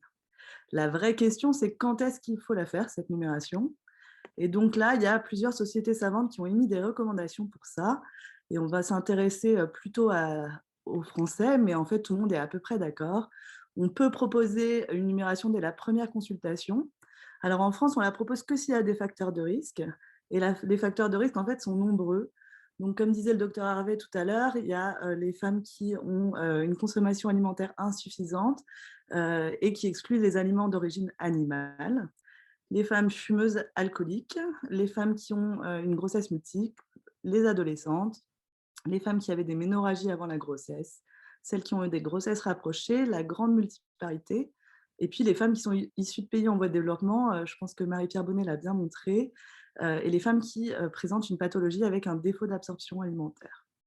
Donc ça, c'est au premier trimestre, à la première consultation. Et donc, normalement, en France, on dépiste que 6 facteurs de risque. Alors, on se rend compte finalement que la plupart des femmes ont cette prise de sang au premier trimestre et donc, elle est quasiment systématique. Ensuite, celle qui est recommandée en France, c'est la numération au 6e mois, donc à 28 semaines d'aménorrhée. Et donc, les seuils qui sont retenus en France, au premier et au 3e trimestre, c'est une hémoglobine inférieure à 11 grammes par décilitre. Et au 2e trimestre, là où l'hémodillution est la plus forte, des seuils inférieurs à 10,5 grammes. Alors avant de parler du bilan étiologique, on va juste passer en revue rapidement les étiologies. Donc comme disait Marie-Pierre Bonnet, la prévalence de l'anémie maternelle en France, qui est un pays industrialisé, c'est environ 20% des femmes. Donc finalement, quand en consultation, on va avoir 10 patientes, il y en aura au moins 2 qui auront une anémie. Donc la question des étiologies est hyper importante. Il y a 2 types d'étiologies. Il y a celles qui sont acquises, et donc en grande majorité, elles sont carentielles. Et puis après, il y a les pathologies innées qui ne sont pas forcément connues de la patiente. Là, je parle pour les thalassémies. Et puis la drépanocytose, où la patiente arrive avec son diagnostic. Un tout petit rappel sur l'hémoglobine. Donc l'hémoglobine, c'est une macromolécule qui est formée par un noyau héminique et puis une globine. Et cette globine, elle a 4 chaînes polypeptidiques et les chaînes sont semblables 2 à 2. Chaque molécule d'hémoglobine va donc pouvoir fixer 4 molécules d'oxygène et transporter l'oxygène du poumon vers les tissus. Et il y a 6 chaînes de globine possibles. Les plus importantes sont alpha et bêta, avec pour alpha 2 gènes qui sont sur le chromosome 16 et pour bêta, un gène qui est sur le chromosome 11, et ça va avoir un intérêt pour les thalassémies. Donc on peut faire, avec ces 6 chaînes de globine, plusieurs types d'hémoglobine. La majoritaire chez l'adulte, à 95% l'hémoglobine A, qui est formée de 2 chaînes alpha et 2 chaînes bêta. Et puis la minoritaire, l'hémoglobine A2, qui est formée de 2 chaînes alpha et 2 chaînes delta. Chez le fœtus, c'est l'hémoglobine F qui est la plus importante, avec 2 chaînes alpha et 2 chaînes gamma. Donc, les hémoglobinopathies peuvent être soit par anomalie quantitative, donc de synthèse, et donc là, on va retrouver les thalassémies alpha et bêta, on va en parler juste après, et puis des anomalies qualitatives de structure de l'hémoglobine, et donc là, c'est la drépanocytose et puis d'autres hémoglobinoses qui sont beaucoup plus rares. Il faut savoir que toutes ces anomalies peuvent être intriquées. Donc, avant de réaliser un bilan complémentaire, on va se reposer sur cette numération et on va regarder le volume globulaire moyen. Et donc, selon ce volume globulaire moyen, on va être orienté sur les examens à faire par la suite. Si ce volume est inférieur à 80, dans 80% des cas, il s'agit d'une carence en fer. Si jamais ce n'est pas une carence en fer, ça peut être parfois malheureusement mêlé, il s'agit d'une thalassémie ou d'une maladie chronique, connue ou pas par la patiente. Si le VGM est au-delà de 100, dans 80% des cas, c'est une carence en acide folique ou en vitamine B12. Donc, qu'est-ce qu'il faut faire comme bilan complémentaire? Alors là, les recommandations ne sont pas du tout communes. Enfin, celles de la France ne vont pas avec celles des autres pays. En fait, les autres pays proposent de toute façon d'abord de commencer par une supplémentation martiale pendant 15 jours et de réévaluer l'hémoglobine après. En France, ce qui est décidé, c'est que si jamais l'anémie est microcytaire, si le VGM est inférieur à 80, on fait une ferritine et selon l'origine ethnique, une électrophorèse de l'hémoglobine. Donc, on a ce VGM qui est inférieur à 80, on va faire la ferritine. Et donc, si la ferritine est inférieure à 12 microgrammes par litre, on sait que c'est une carence en fer et on peut traiter. Donc, ce chiffre de 12, c'est celui pendant la grossesse. Les laboratoires, souvent, ils ont une norme à 15. Si jamais la patiente a notion d'une maladie chronique, alors c'était juste pour vous donner quel type de maladies font ça. Donc, c'est surtout les maladies digestives, la maladie cœliaque, les MICI, et puis des maladies chroniques inflammatoires, le lupus et la polyarthrite rhumatoïde, par exemple. Et puis, je vais vous parler des thalassémies. Donc, la thalassémie, c'est une hémoglobinopathie. L'origine géographique des patients qui peuvent être atteintes de cette pathologie, c'est le pourtour méditerranéen, l'Asie du Sud-Est et l'Afrique centrale. Et puis, il y a deux types de thalassémie, alpha et bêta. Donc, on va en parler succinctement. L'alpha-thalassémie, donc, comme on a vu, il y a deux gènes qui codent pour les chaînes alpha. Donc, selon le nombre d'allèles mutés, on va avoir une pathologie plus ou moins importante. Celle que vous ne verrez jamais, c'est celle qui a 4 allèles alpha mutés, puisque cette pathologie est létale. On peut voir si ça touche un bébé, un anasarque fœtoplacentaire, une mort fœtale in utero, un décès néonatal. Donc, cette pathologie, on ne la rencontrera pas chez les femmes enceintes. Par contre, si moins de 4 allèles sont mutés, on peut voir ces patientes. Celle qui est la plus parlante, c'est lorsque 3 allèles sont mutés, puisqu'on aura une anémie microcytaire avec une hémolyse et une splénomégalie. Et lorsqu'on fait l'électrophorèse de l'hémoglobine, on verra que l'hémoglobine A est présente dans seulement 70%. Quand on a 1 ou 2 allèles mutés, finalement, on voit soit une simple microcytose, plus ou moins une anémie. En tout cas, l'électrophorèse de l'hémoglobine est normale. Pour la bêta-thalassémie, celle qu'on voit le plus souvent, c'est une bêta-thalassémie hétérozygote. Donc là, il peut y avoir qu'un ou 2 allèles. Tout dépend, la symptomatologie dépend complètement du nombre de chaînes formées, mais cliniquement, quand c'est hétérozygote, c'est asymptomatique. Quand on fait la numération, on peut retrouver une anémie microcytaire, et à l'électrophorèse, on a une hémoglobine A2 au-delà de 3%, alors que normalement, elle est inférieure à 3%, et une hémoglobine F qui peut être augmentée. La grossesse se déroule normalement, il faut juste prescrire des folates, et on va revenir juste après. Si les deux parents sont atteints, on peut proposer du diagnostic anténatal. Alors pourquoi? Parce qu'en fait, quand on a une bêta-thalassémie homozygote, on ne produit aucune hémoglobine A et on a 90% d'hémoglobine F. Et donc, c'est à risque de complications avec un décès vers l'âge de 20 à 30 ans. Chez les femmes, il y a une aménorrhée et donc il n'y a pas de grossesse. Alors, si jamais on voit une patiente qui a un risque de thalassémie, c'est-à-dire qu'elle vient d'Afrique centrale, d'Asie du Sud-Est ou du bassin méditerranéen, on fait comme chez tout le monde, on fait la numération. Si on a une numération normale avec un VGM au-delà de 80, eh ben on s'arrête là, elle n'a pas de thalassémie. Si le VGM est inférieur à 80, on propose alors une électrophorèse de l'hémoglobine et une ferritine. Et là, 3 cas. Soit l'hémoglobine A2 est inférieure à 3,5%, alors si c'est inférieur à 3%, c'est aussi bien, et la ferritine est normale. Et dans ce cas-là, on peut dire que la patiente a une probable alpha-thalassémie, puisqu'elle n'a pas de carence en fer avec l'hémoglobine A2 est inférieur à 3,5%. Et il faut dans ce cas-là évaluer le père pour voir s'il n'a pas de thalassémie. Si jamais l'hémoglobine A2 est normale, donc inférieure à 3,5% et la ferritine est basse, eh ben c'est une carence martiale. Et si l'hémoglobine A2 est au-delà de 3% et la ferritine est normale, c'est alors une bêta-thalassémie. Et de la même manière, on va évaluer le père. Parce que dans les cas où le père et la mère ont une alpha ou une bêta-thalassémie, il faut proposer un diagnostic prénatal. Donc, on a vu pour le VGM inférieur à 80 le type de bilan qu'on peut proposer. Quand le VGM est au-delà de 100, finalement, l'interrogatoire va faire la plupart du travail. On interroge la patiente sur sa consommation, que ce soit de la consommation médicamenteuse ou d'alcool. Et puis, si jamais elle a eu des antécédents, par exemple, de chirurgie digestive type bypass, à ce moment-là, on va pouvoir faire des dosages, par exemple, pour la vitamine B9, la vitamine B12. Donc ça, c'est très spécifique et ça va dépendre de l'interrogatoire. Maintenant, la question, ça va être entre 80 et 100, et finalement, c'est le cas qu'on voit le plus souvent. Qu'est-ce qu'on fait dans ce cas-là? Alors là, il n'y a pas beaucoup de causes. La plupart du temps, il y a eu des saignements, ou alors on a une carence martiale qui débute. La patiente peut avoir une maladie chronique ou une sphérocytose héréditaire, et là, ce n'est pas fréquent non plus.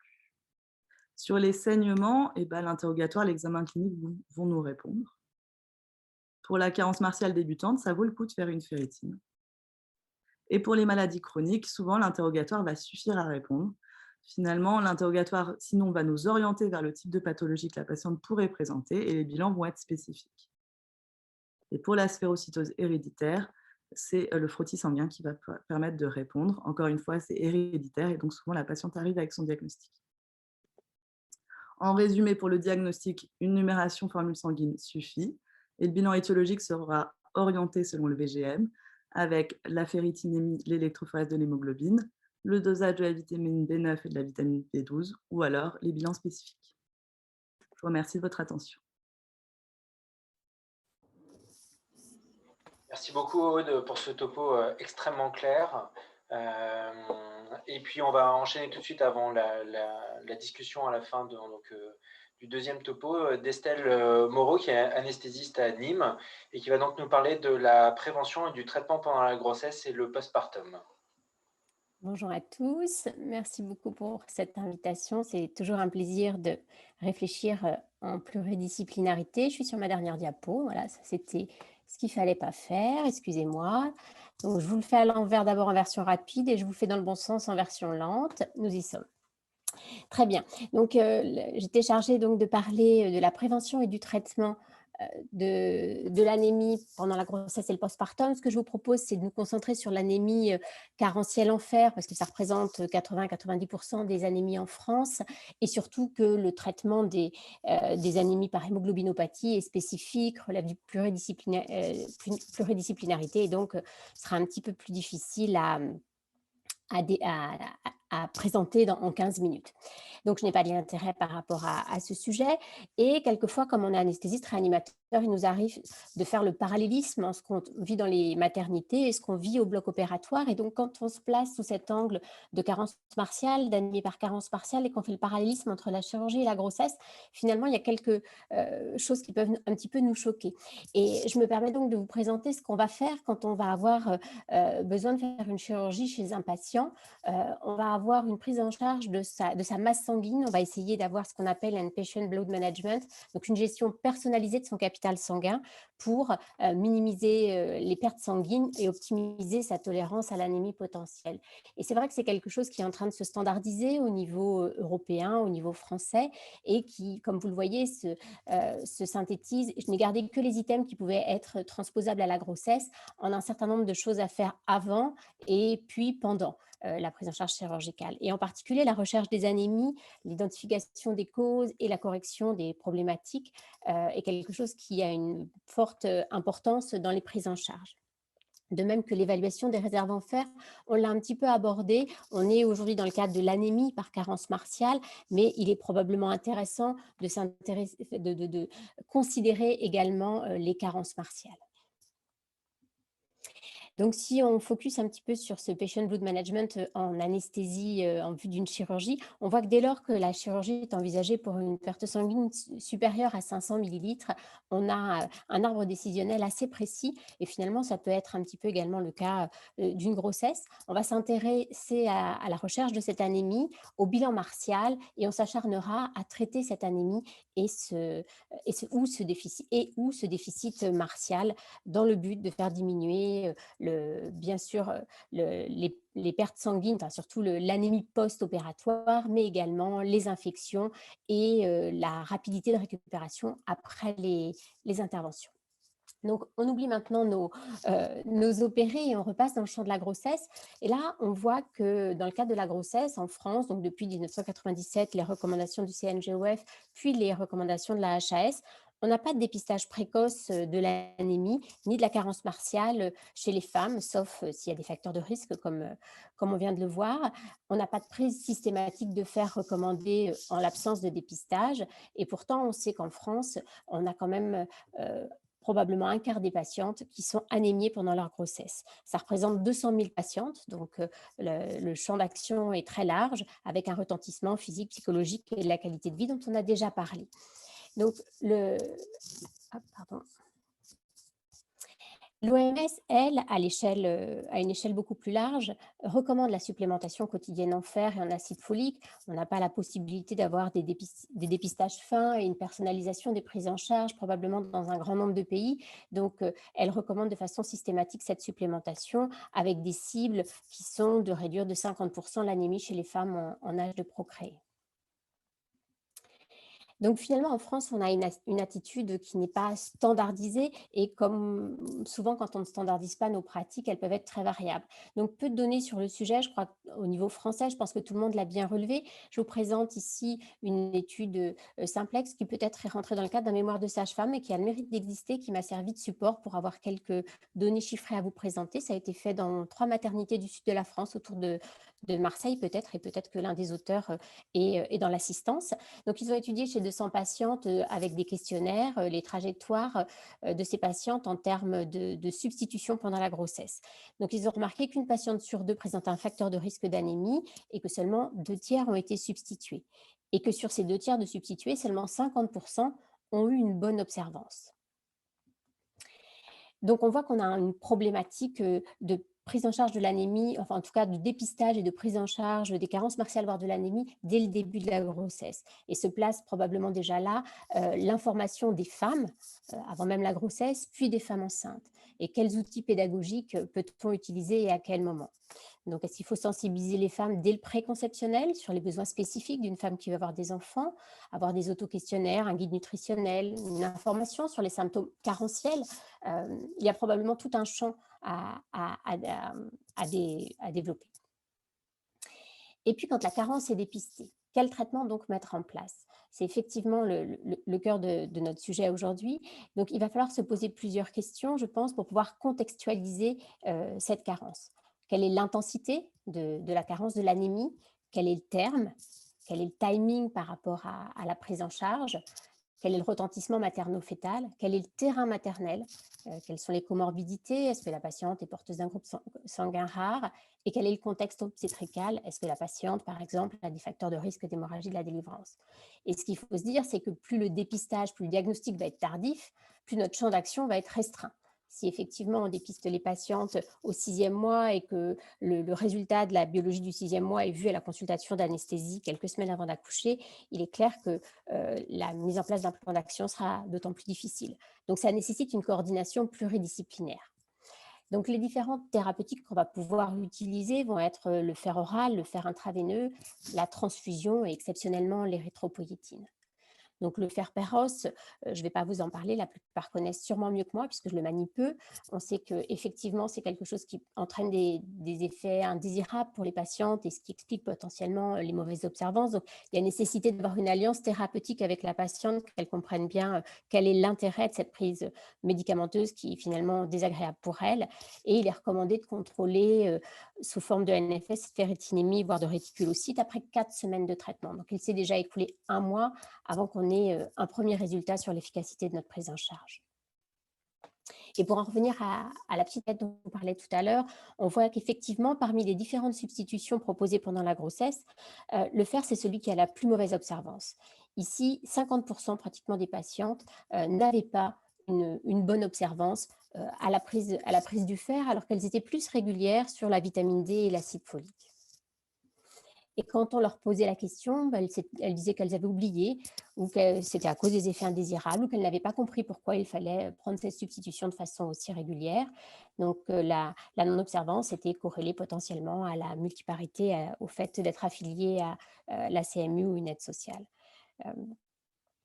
La compliance, elle était encore plus basse dans une autre étude en postpartum. Et ça, je pense que ça doit nous interpeller parce que autant pendant la grossesse, on voit les femmes quand même à intervalles réguliers, mais autant en postpartum, on les voit beaucoup moins après.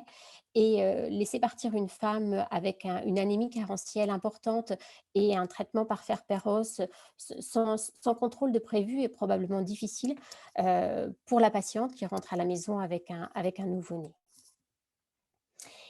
Donc, bien sûr, on fonde beaucoup d'espoir sur le fer injectable. On a une maniabilité d'utilisation pour faire une recharge rapide en fer chez nos patients, une rapidité, une intensité de réponse sur l'hémoglobine qui est supérieure au fer oral, mais on a un risque de réaction anaphylactique, certes moindre qu'avec les fers dextran, mais qui n'est pas anodin, et ce qui nous emmène justement à devoir faire une balance bénéfice-risque. Je n'ai pas trouvé de données de pharmacovigilance en France, j'ai cherché, mais je ne pense pas que ce soit accessible assez simplement. Donc, j'ai simplement trouvé un rapport de vigilance suisse, donc à l'échelle de 4 ans, donc ça doit représenter un très très grand nombre d'administrations, mais nous n'avons pas le dénominateur, où effectivement, il y avait un certain nombre de réactions anaphylactiques, dont certains avec choc anaphylactique, qui étaient rapportés au fer injectable qu'on utilise, qui sont le fer inject et le Venofer. Donc, il semble y avoir des patients à risque de réaction, des patients qui sont connus pour avoir des réactions allergiques aux médicaments ou qui ont des maladies immunitaires ou inflammatoires, et aussi des utilisations à risque lorsque la charge en fer est trop importante ou lorsque l'injection est trop rapide.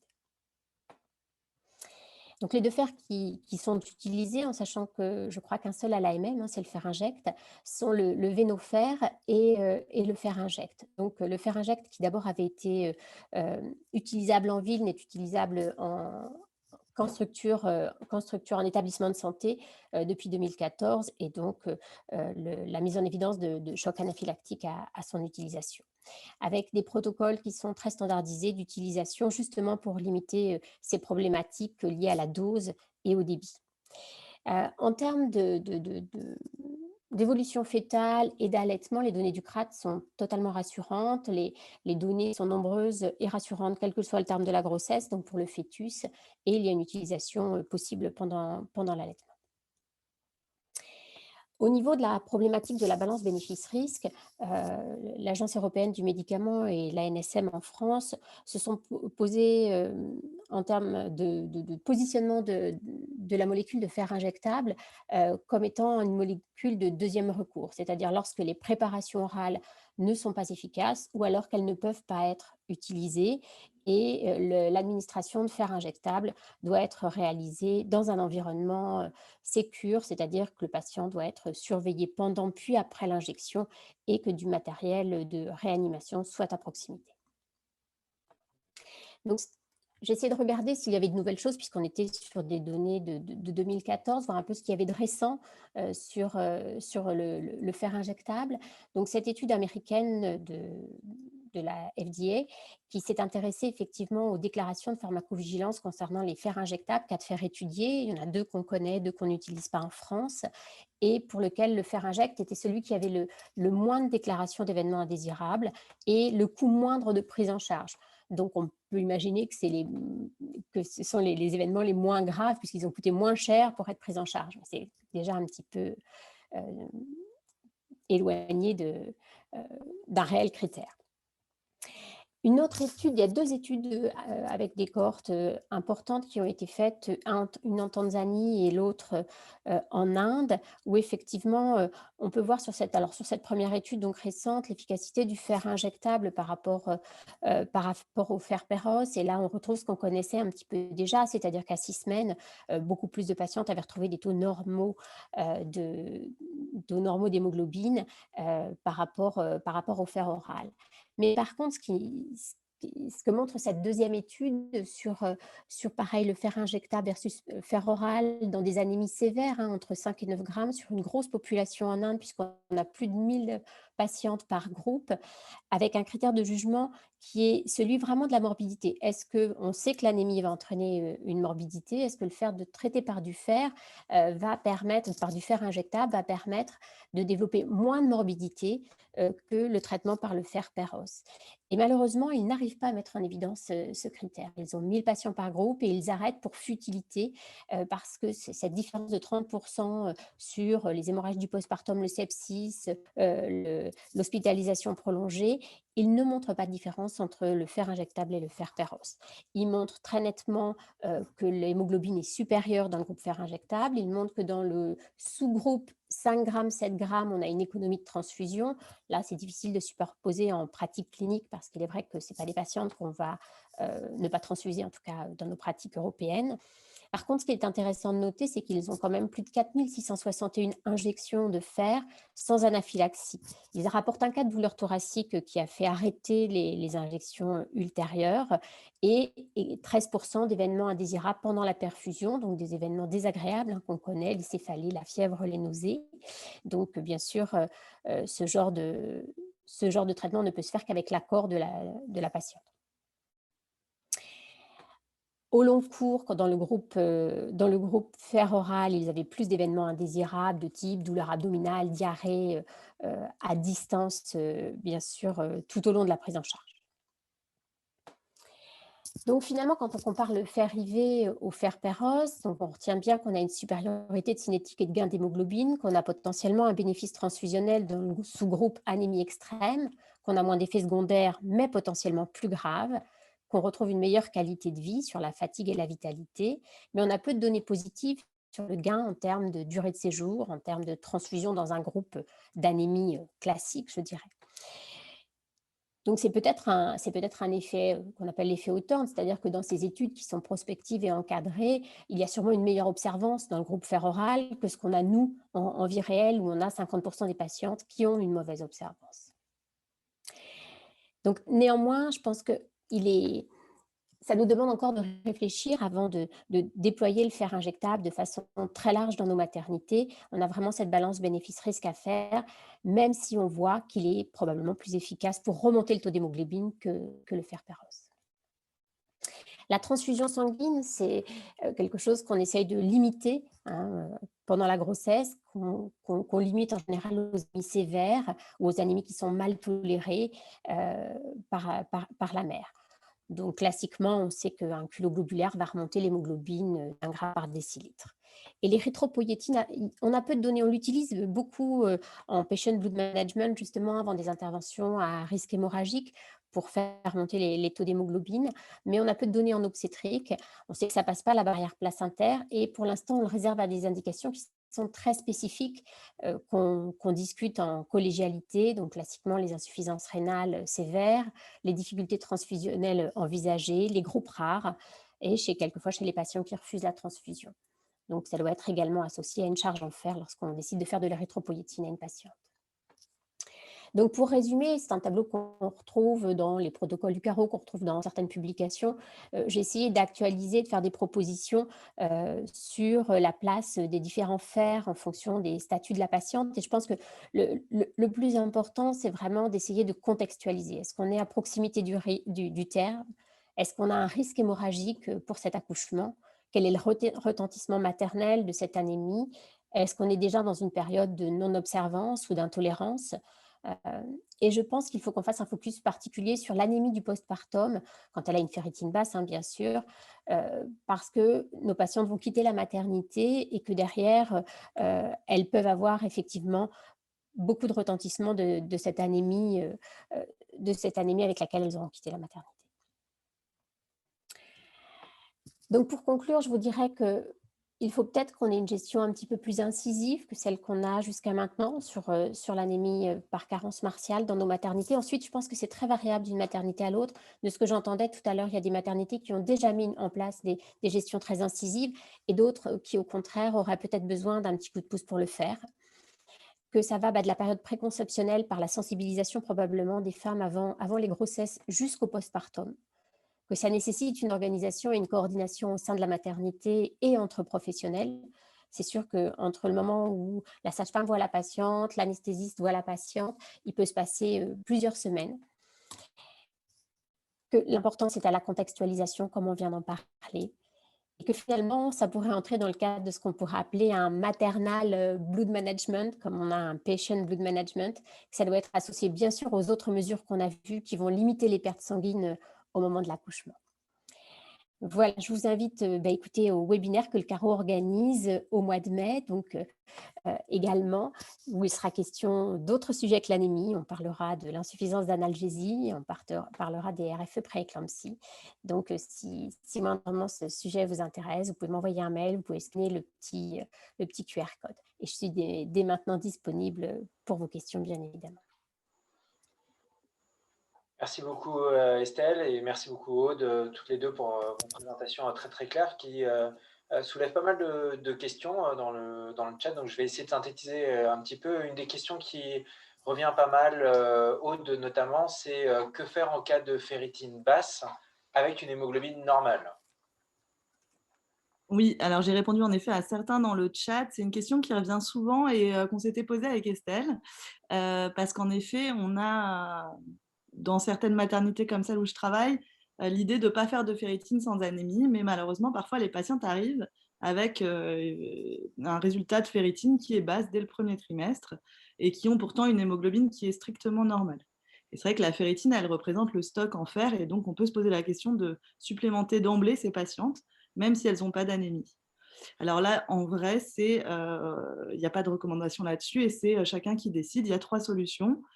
Soit on commence à supplémenter la patiente Péros, et puis on n'est pas obligé de lui dire de se supplémenter de manière intensive pour le coup, mais on peut déjà lui proposer un traitement Péros. Soit on lui demande d'améliorer son alimentation.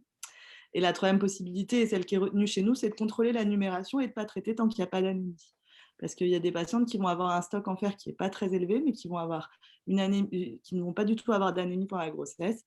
Et finalement, on ne sait pas vraiment interpréter ces ferritines basses, mais il n'y a pas de conséquences par la suite. Peut-être qu'on peut compléter avec les symptômes. Est-ce qu'elle a des symptômes potentiels ou pas de symptômes, puisqu'on a vu que cette barre d'anémie était assez empirique et que finalement, si on doit personnaliser nos prises en charge, on doit peut-être potentiellement voir si la patiente est symptomatique et auquel cas elle serait carencée et symptomatique, ce qui donnerait des arguments pour la traiter. Et puis, alors, pour continuer un petit peu dans les questions qui étaient posées, c'est aussi quelle dose on prescrit de peut-être plus toi, Aude ou Estelle, comme vous voulez, mais en Péros, en fonction du taux d'hémoglobine, qu'est-ce que vous faites comme prescription un petit peu pour le fer oral? Estelle, tu veux répondre? Le fer oral, il faut regarder en molécules de fer. Donc, je crois que c'est autour de 60 à 80 mg de fer ferreux, là, comme ça, qui n'est pas obligatoirement le dosage du médicament que vous allez utiliser. Je peux repartager mon écran. Je crois que j'avais une diapo là-dessus. Je me permets. Effectivement, hop, donc il faut que je revienne en arrière. Vous avez, en termes de dosage, voilà, 60 à 80 mg pour le traitement de la carence, quand on sait que les besoins journaliers, si vous voulez supplémenter les patientes, simplement, c'est 20 à 40 mg. Et effectivement, différents types de molécules. Alors, je pense que ce qui est un facteur limitant quelquefois est la façon dont la sécurité sociale les prend en charge ou pas. Parce que je crois qu'il n'y a plus beaucoup de molécules qui sont prises en charge par la sécurité sociale. Et effectivement, certaines ont une tolérance moins bonne que l'autre. Tout à l'heure, j'ai entendu et j'ai également lu cet article assez intéressant sur la prise potentiellement alternée, non pas fractionnée comme on pourrait l'imaginer pour une meilleure tolérance, mais alternée, qui permettait d'augmenter et l'efficacité et la tolérance, donc plutôt 1 jour sur 2, donc de l'ordre de 100 mg 1 jour sur 2, qui peut être également un atout sur ces prises thérapeutiques qui sont quand même pour la plupart désagréables pour les patients. Ça, je pense que c'est un point aussi majeur à retenir parce que Les patientes nous relatent quand même beaucoup d'effets indésirables de ces prises de traitement Péros, et que je trouve qu'une des bonnes réponses justement pour continuer à prendre ce traitement, qui on voit une importance majeure, c'est justement proposer un jour sur 2, et les patientes adhèrent du coup beaucoup plus au traitement après avoir pris ce rythme-là. Même question un petit peu pour le faire IV. Il y a plein de questions, donc j'essaie de synthétiser. Et voilà, pour le faire IV, une fois, Estelle, qu'il y a eu cette perfusion, est-ce qu'on doit continuer le faire Péros, et est-ce qu'on doit contrôler finalement l'hémoglobine et puis la ferritine à distance?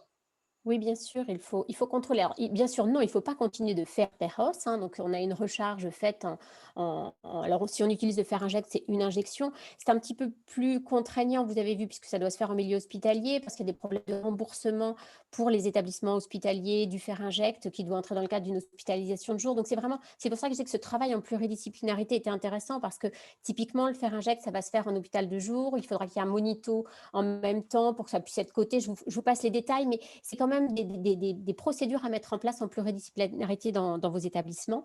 Et ensuite, oui, bien sûr, donc vérifier la réascension et de la ferritine et de l'hémoglobine. Donc, ça peut être en fonction du timing qu'on a par rapport à l'accouchement, parce qu'on est souvent, quand on en arrive à penser au fer inject, on est malheureusement souvent assez proche de l'accouchement. Donc, on commence à avoir des premières réactions au bout de 15 jours, mais classiquement 3-4 semaines, et idéalement, ce sera 6 semaines. Et ça, c'est bien en postpartum, c'est des fois plus difficile à tenir en prépartum. D'accord, ok. Et je réinsiste, je trouvais que c'était très important de parler de la balance bénéfice-risque sur les fers IV de l'expérience de maternité au CHU Lille. On a eu plusieurs césariennes en urgence en cours d'injection de fer inject sur des sévères anomalies du rythme.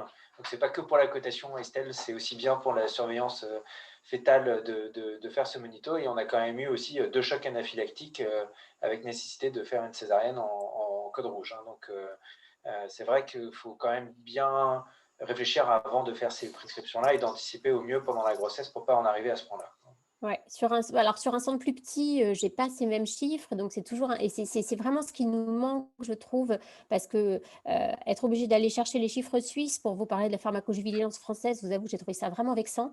On a vraiment peu de données sur le dénominateur, parce qu'on en fait énormément en préopératoire, hein. On a vraiment des organisations préopératoires de fer inject avec, avec peu de retours sur des chocs anaphylactiques. Donc, ce serait vraiment intéressant de colliger pour essayer de comprendre justement si c'était des problèmes de vitesse d'injection, de dose globale ou de sensibilité particulière des femmes enceintes.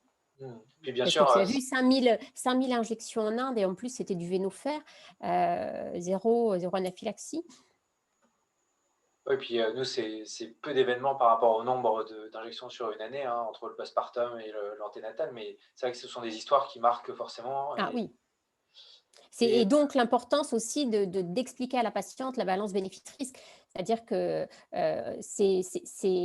moi, j'ai des patientes qui ont refusé effectivement des injections de fer inject simplement parce que j'avais expliqué qu'il y avait un risque qui était faible, mais comme avec tout médicament, avec les antibiotiques aussi, d'événements d'anaphylaxie. Donc, je pense qu'il faut vraiment qu'elle soit partie prenante de la décision, complètement. alors, je reviens un petit peu sur le fer Péros, parce qu'il y a pas mal d'autres questions. On nous demande si c'est... alors, l'assimilation est majorée par la prise de spéciafoldine. Il y a pas mal ces questions entre l'association des deux. Est-ce qu'il y en a qui sont mieux assimilés, et est-ce que, je fais les trois en même temps, est-ce que le fer végétal est mieux absorbé et toléré? Alors là, vous arrivez aux limites de ce que je connais sur le fer oral. Je préfère avouer mes incompétences plutôt que vous dire n'importe quoi. Donc effectivement, il y en a qui doivent s'associer à la... Alors si quelqu'un s'y connaît bien en fer oral, parce que je vous avoue qu'en étant anesthésiste réanimateur, je gère très peu le fer oral. Donc effectivement, l'association avec l'acide folique, avec également la vitamine C, je crois, pour l'absorption, à distance des repas, si je me souviens bien également. Donc, voilà ce que je peux dire. C'est vrai que je n'ai pas parlé de l'acide folique, mais que c'est associé en général. Je peux me permettre parce qu'en pédiatrie, pour les nouveau-nés, on utilise le fer. Donc, alors, on n'utilise pas forcément des présentations avec la vitamine C, mais on sait que la vitamine C améliore l'absorption du fer. Et surtout, il faut que ce soit pris à distance des produits lactés, parce que ça précipite avec le calcium, et du coup, c'est moins bien absorbé. Donc, c'est vrai qu'idéalement, on dit en dehors des repas, ce qui n'améliore pas la tolérance digestive d'ailleurs. Et du coup, moi, je voulais juste faire une remarque. Estelle, parce qu'il y a eu un moment où on parlait de faire le fer inject en ambulatoire, mais enfin à l'extérieur, en ville. Oui, tout à fait, jusqu'en 2014. C'était Voilà. comme ça qu'il a été lancé initialement. Il a été lancé pour étant la molécule de fer qui pouvait être faite à domicile par une infirmière. Il y a eu quelques cas d'anaphylaxie, ça s'est terminé assez vite. Donc là, maintenant, c'est interdit. C'est à usage intra-établissement par les pharmacies hospitalières. Ça ne peut pas être délivré à un patient sur une pharmacie classique. Alors, il y avait une autre... Je peux ajouter juste un commentaire, c'est que c'est spécifique à la France et dans les autres pays européens, ils le font et en extra-hospitalier. Ah oui, parce Ouais. que oui, c'est un positionnement de l'Agence européenne du médicament. D'accord. Et je pense que Thierry Hervé a raison. Il y a malheureusement pas mal de cas d'extravasation. Et donc, la patiente doit être informée du risque d'extravasation parce que ça fait des colorations Ah oui. cutanées, qui restent pendant très, très longtemps, qui sont majorées par les pansements alcooliques. Donc, en effet, je pense que c'est une bonne idée d'informer les patientes de ce. Oui, ça, c'est clair que ça fait partie des effets indésirables très déplaisants pour les patientes. Alors là, on était dans les traitements et j'ai juste une autre question pour toi, Aude, qui était revenue aussi. Est-ce qu'on doit prendre en compte le CCMH et le TCMH finalement dans les bilans d'anémie? Et il y avait une autre question, si tu veux répondre un petit peu dans la foulée, sur peut-être redire ce qu'on fait quand on a un VGM intermédiaire. Ouais, donc en effet, on ne prend pas du tout en compte le CCMH et le TCMH parce que ça a été montré que l'interprétation était variable selon le moment de la grossesse. Et donc, on prend en compte que le VGM et on va doser la ferritine. On pourrait l'utiliser, le TCMH et le CCMH, si on prenait en plus en compte le fer sérique et la capacité de saturation de la transférine. Bref, ce qui a été retenu en France, c'est de faire que la ferritinémie. Et l'autre question était... Sur le VGM intermédiaire. Sur le VGM intermédiaire, en effet, c'est un peu ce qui nous trouble parce que c'est comme ça que ça commence généralement les carences en fer. Avant d'être microcytaire, souvent on a un VGM qui est normal, mais ça n'empêche pas d'être anémié. Donc s'il n'y a pas de cause évidente, type saignement ou insuffisance rénale, et ça, généralement, il y a d'autres symptômes, ce qui est conseillé, c'est de faire une ferritinémie. Si la ferritinémie est normale, il n'y a pas d'indication à mettre du fer comme on voit dans ces cas-là souvent. Et dans ce cas-là, il faut juste malheureusement rien faire. Mais ça marche aussi parfois. Okay. Il y avait une autre question sur la vitamine B12. Je ne sais pas si vous voulez que j'y réponde parce que c'est une question qu'on a souvent, parce que ce n'est pas fréquent qu'on en prescrive de la vitamine B12 et que souvent on est obligé de faire des injections par voie intramusculaire. Ça, c'est chez les femmes qui ont une maladie digestive. Mais chez les femmes qui ont une vraie carence en B12 alimentaire, donc les femmes végétaliennes, on peut faire un traitement PEROS. Et donc, par contre, le traitement est assez lourd puisqu'il y a un traitement d'attaque. Donc, c'est des ampoules de 100 microgrammes. Et donc, au début, on fait une ampoule par jour pendant 15 jours. Et puis après, on peut faire une ampoule tous les 10 jours. Et ça, c'est un traitement qu'on fait quand même souvent chez les femmes maintenant qui mangent de manière un peu différente.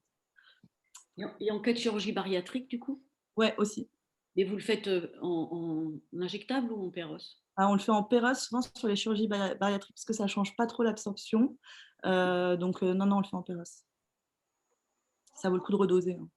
Ce qui est intéressant dans la vitamine B12, c'est qu'on a eu quelques cas de HELP-like en fait, sur des carences majeures en vitamine B12.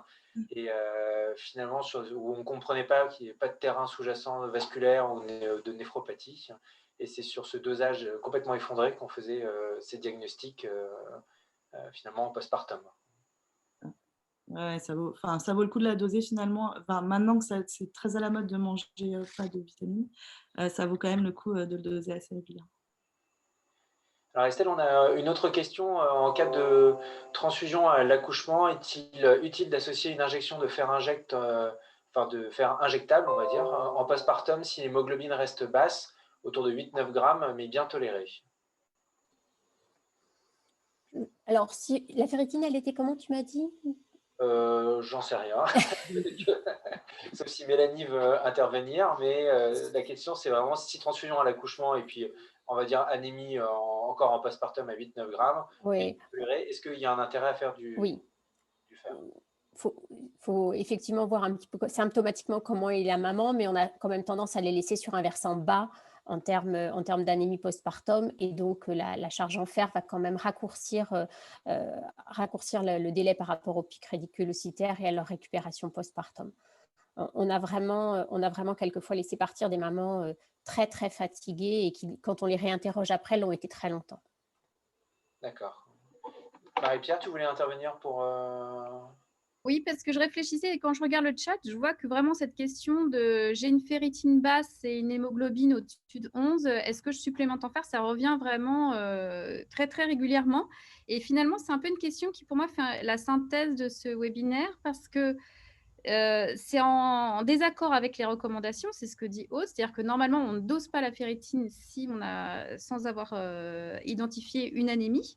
Donc, ce cas de figure ne devrait pas arriver alors que parce que c'est un écart aux recommandations.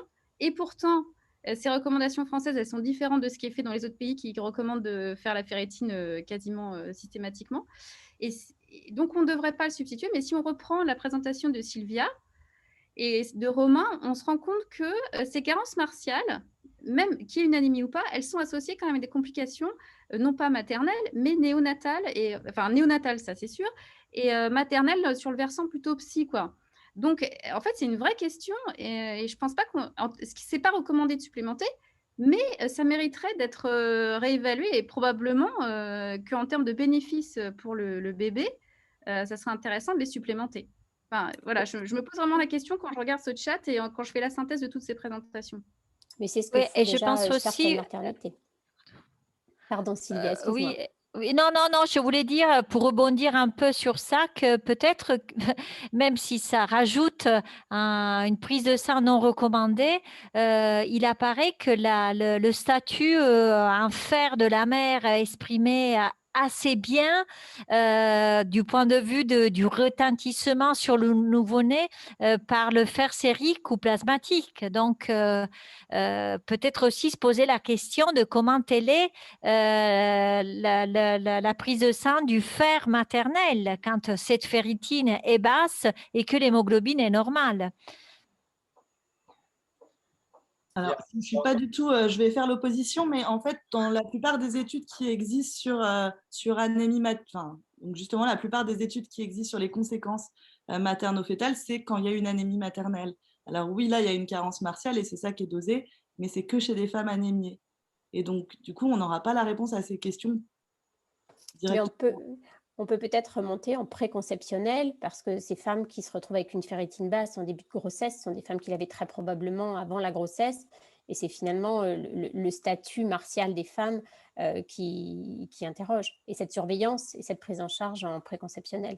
Et après, pour rebondir sur justement le premier topo de Marie-Pierre, ce que je disais tout à l'heure, c'est comme on n'a pas les seuils personnalisés d'hémoglobine, peut-être que la femme qui a une ferritine basse et qui a une hémoglobine limite a en réalité, pour elle et son niveau de tolérance, une anémie. Non, Marie-Pierre, par rapport à ce que tu nous disais sur les seuils. Merci à tous. Oui, et en fait, ouais, pardon. Et je voulais vous dire, à mon avis, il faudrait refaire ces recommandations qui sont anciennes. Il faudrait qu'on fasse une bonne revue de la littérature tous ensemble et réfléchir à la conduite à tenir. D'accord, c'est une nouvelle RPC commune, SFAR, Caro, CNGOF, avec grand plaisir. Ça fait partie des choses que nous demandent les praticiens au carreau. Oui. Charles, avant de terminer, juste une dernière question, parce que moi, je voulais la poser, puis je vois qu'il y a Séverine, sage-femme, qui pose la question aussi de l'intérêt des conseils alimentaires de prévention, finalement. Parce que je ne sais pas, il y a un petit livret de conseils diététiques pendant la grossesse, me semble-t-il. Je ne sais pas s'il est donné, je ne sais pas ce qu'il y a dedans concernant l'éventuelle prévention d'une carence en fer. Donc, est-ce que ça, c'est utilisé, les conseils alimentaires, pour les femmes qui n'ont pas des régimes particuliers, je veux dire? Parce que nous, on le fait en pédiatrie, on dit manger du foie, manger du boudin noir, manger de la viande rouge. Et donc, je ne sais pas ce qu'on fait pendant la grossesse, si on peut donner des conseils. On est hyper embêtés pendant la grossesse, parce qu'on peut leur dire de manger de la viande rouge, mais il faut qu'elle soit très cuite. On ne peut pas leur dire de boire du vin rouge parce que c'est interdit. On peut leur dire de manger des légumes secs, des lentilles, mais souvent elles ont les nausées, elles n'aiment pas trop ça. Donc en fait, je pense que c'est un vrai... Enfin, je pense qu'il faut vraiment en parler. Et clairement, l'alimentation, c'est beaucoup mieux toléré que les comprimés ou que le fer injectable. Donc en effet, il y a du boulot à faire là-dessus parce que c'est bien absorbé pour le coup et bien toléré. Donc je pense qu'en effet, des conseils diététiques adaptés seraient bien. Maintenant, il faut qu'on trouve des aliments riches en fer, bien tolérés pendant la grossesse. C'est surtout Pas trop coûteux. animal hein, qui est bien absorbé. Le fer Ouais. végétal est moins bien absorbé quand même. Exactement. Ok, bah écoutez, il est 15 heures. Je remercie à nouveau tous les intervenants pour ces présentations de très grande qualité et puis tous ces échanges et qui sont vraiment la SFMP est justement le meilleur endroit, je trouve, en France pour tous ces échanges entre nous. On a hâte de tous se voir de façon présentielle au Havre le 6 et le 8 octobre 2021. Tous les orateurs d'aujourd'hui sont bien sûr invités et seront là aussi si jamais vous avez des questions. Et donc, je vous souhaite à tous une bonne journée et puis à bientôt pour un nouveau webinaire de la SFMP. Merci à vous tous. Bonne fin de journée, au revoir.